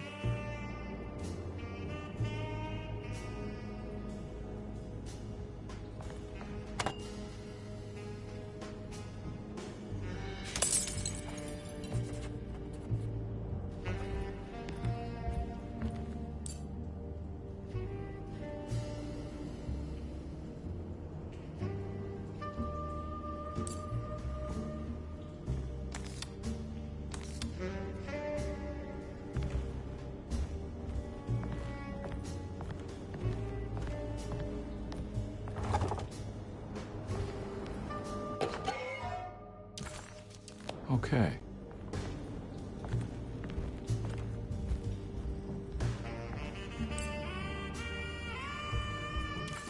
Detective.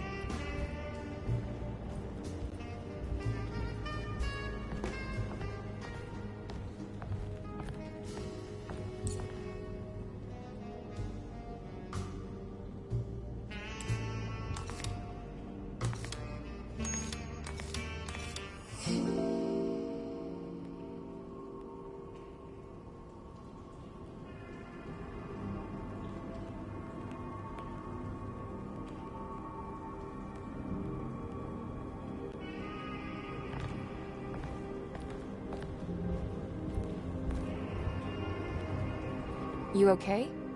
You look a little frazzled. Just stupid telephone. I know. I tried calling the police earlier. The telephone is completely dead. It's not... Yeah, no, the telephone isn't working.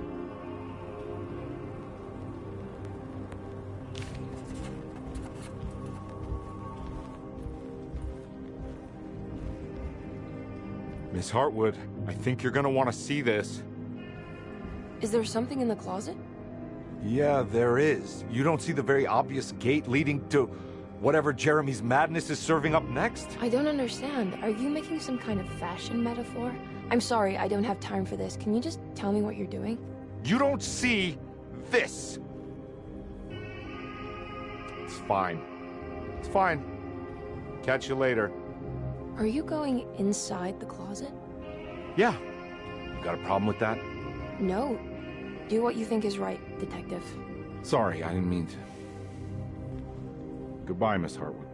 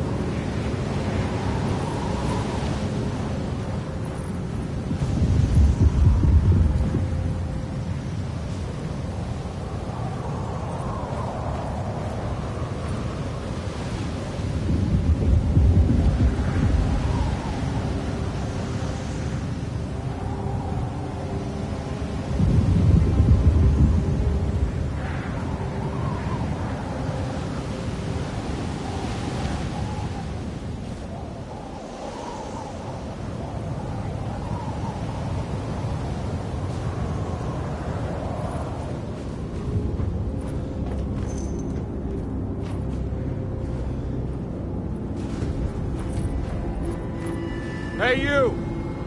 What are you doing here? What is this place? Turn back, Detective. You're not wanted here. Whoa, take it easy. I'm not your enemy. Oh, you're wrong, Detective. You're wrong.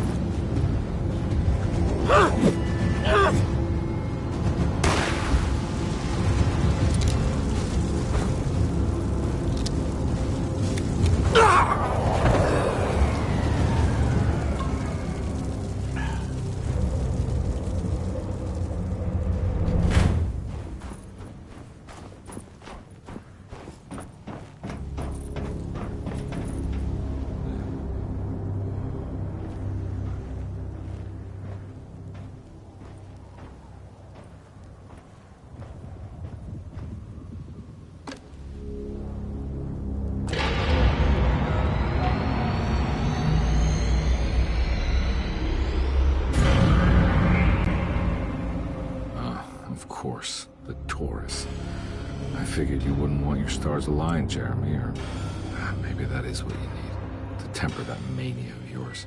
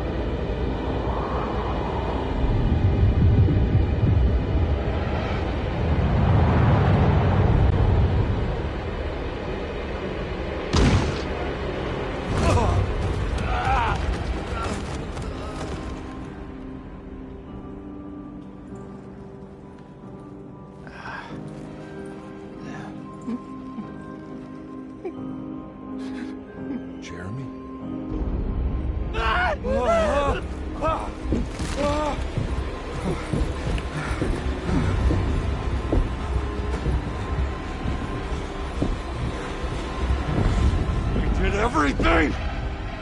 Aren't you happy? Stupid charlatan! What more do you want from me? You want me to lose my mind? Oh, my lord! Doctor! Baptiste! Quick! Jesus. What were you thinking, compadre?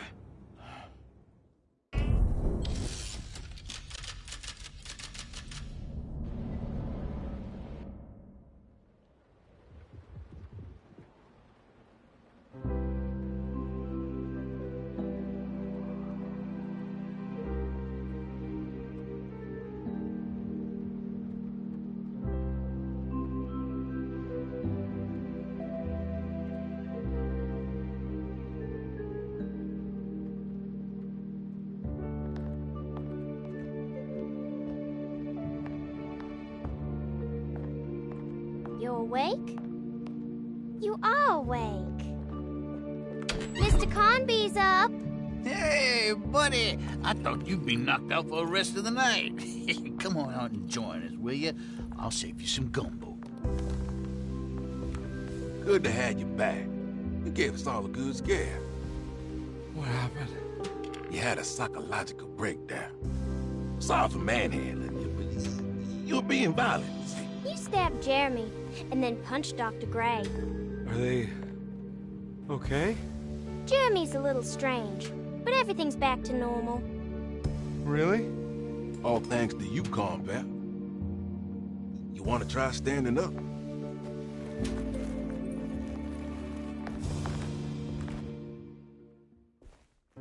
Well, if it isn't the hero of the day. How are you feeling, Detective? Never better. How about you two? Hey, Jeremy, I didn't do too much damage, did I? Things are fine. Very quiet. What's up with him? Painkillers? No. You see, despite you having the finesse of a one-eyed butcher, you managed to lobotomize dear Jeremy. I did what? It's actually quite impressive.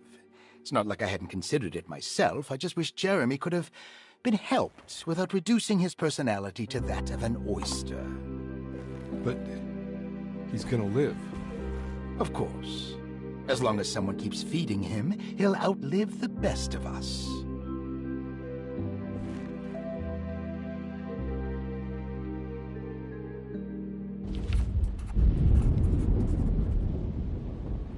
Does Emily know about Jeremy's condition? Yes.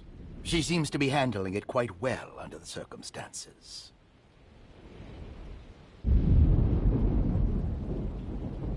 Does she still want to take Jeremy away from Derceto?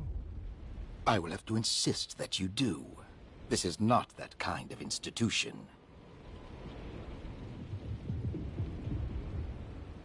Jeremy, hang on for a little longer, okay? We'll be going back to New Orleans soon. Oh, good. I do so miss the city lights.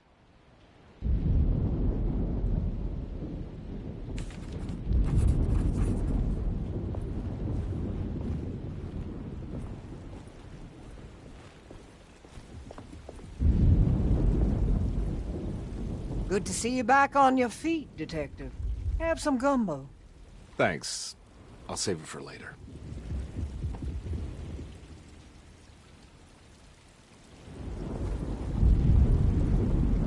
Seems like everyone's in a pretty good mood. The Eve of St. John is the most important date of the whole year. It's the only day when the black goat of the woods tends to her young.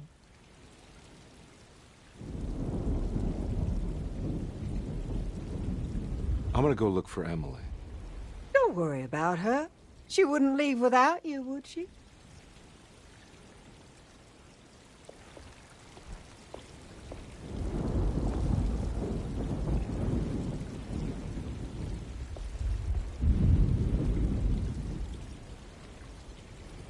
That is one impressive tree. More impressive than you could ever imagine.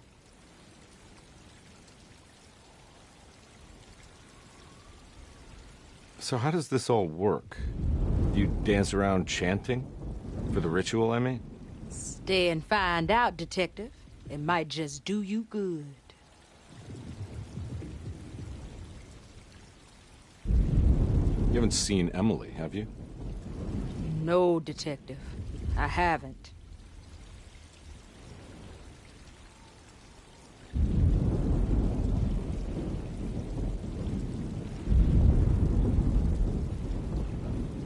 All right, tell me, what the hell's about to happen here? Every year we have a little turn-the-page ceremony by the tree. It's symbolical. It's like life has its cycles of grief and happiness. You know? Just like a tree facing the seasons. Things change, but remain the same.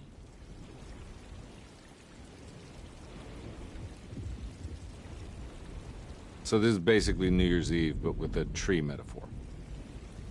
Exactly. You're so smart. It's about starting again. I mean, who could use a positive message like that more than a bunch of lunatics like us?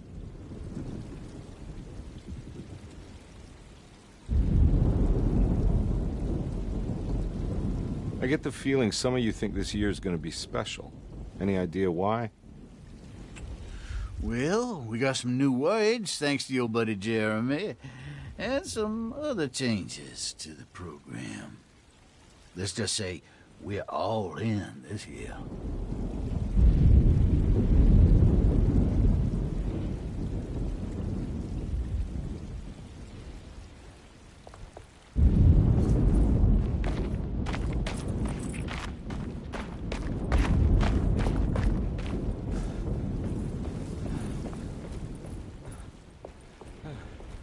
What are you looking for? Just keeping an eye out for the storm. Radio says it could be a wild one. You don't know where Emily is, do you? She's packing some of Jeremy's things. Said she wanted to take them away. I'm sure she'll come and get you when she's ready.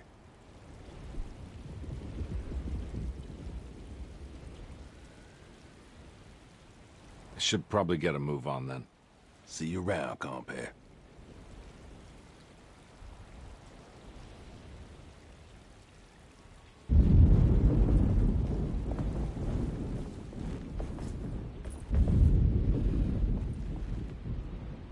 Hey, Ruth. Glad to see you made it back to Derceto. You too, Detective. Make sure to stay for the festivities. It's no Mardi Gras, but it ain't bad.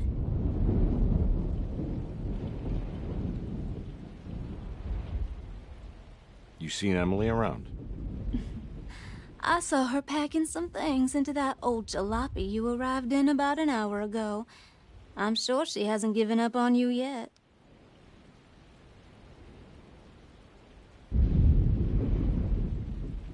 Catch you later.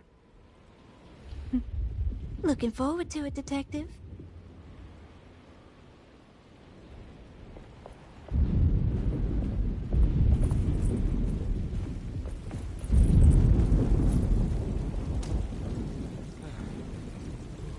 Everyone knows what to do? Y'all know the new words. Mrs. Thompson, we talked about this. I'm not sure everyone is comfortable. Doctor, I insist. This is important. We've waited for so long, Doctor. Let's just go with the old song. Not every change is an improvement. Boss, good or bad, we need to move forward. All in, Doc. Let's bet it all. But we don't know what we're dealing with. It'll be okay, Doctor. Better even.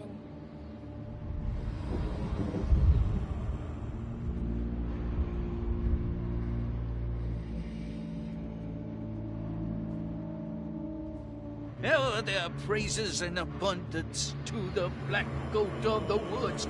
Hear us, Mother. Take pity on us. Take pity on us. Ever Hear there us, praises Mother. and Praises abundance in to abundance the to black black goat goat of of the the woods. woods. On us. Hear us, Mother, and take pity on us. Take pity on us. Ever there praises and abundance to the black goat of the woods. Hear us, Mother, and take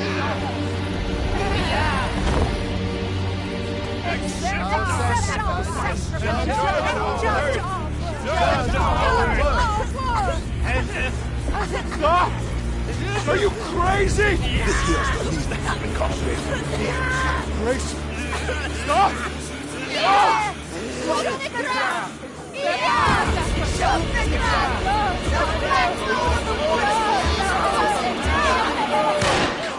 in the ground! Stop! Detective, get my uncle out of here. Jeremy, come with me. Get over here. Jeremy, come with... Jeremy, come here. No! There has to be another one!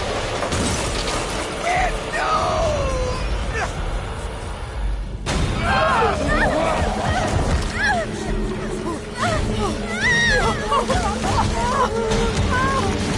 Jeremy. Come on.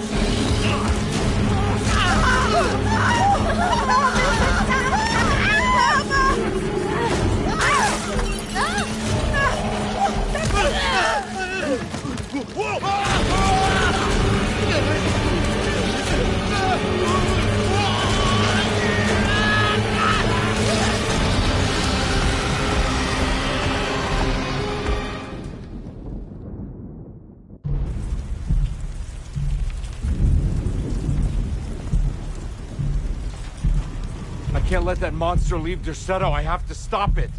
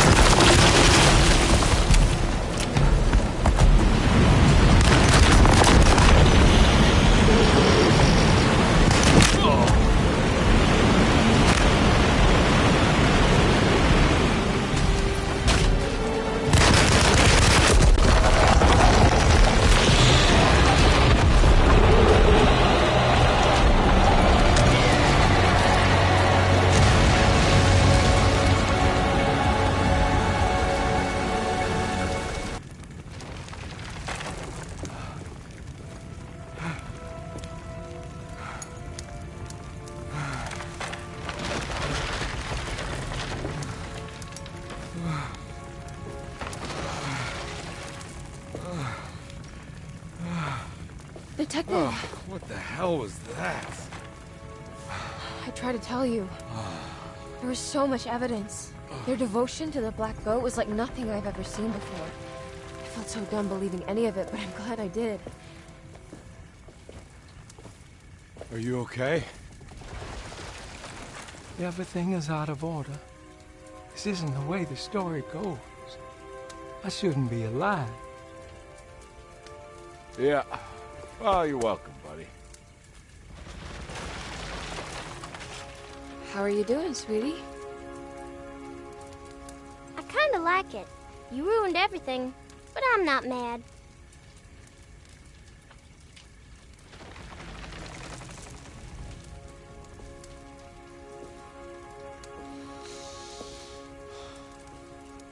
All right, you ready to head back to New Orleans? Come on, Jeremy. We're leaving. Can I come? I thought you said you didn't need saving. Don't leave her. She's important. Of course we're taking her with us.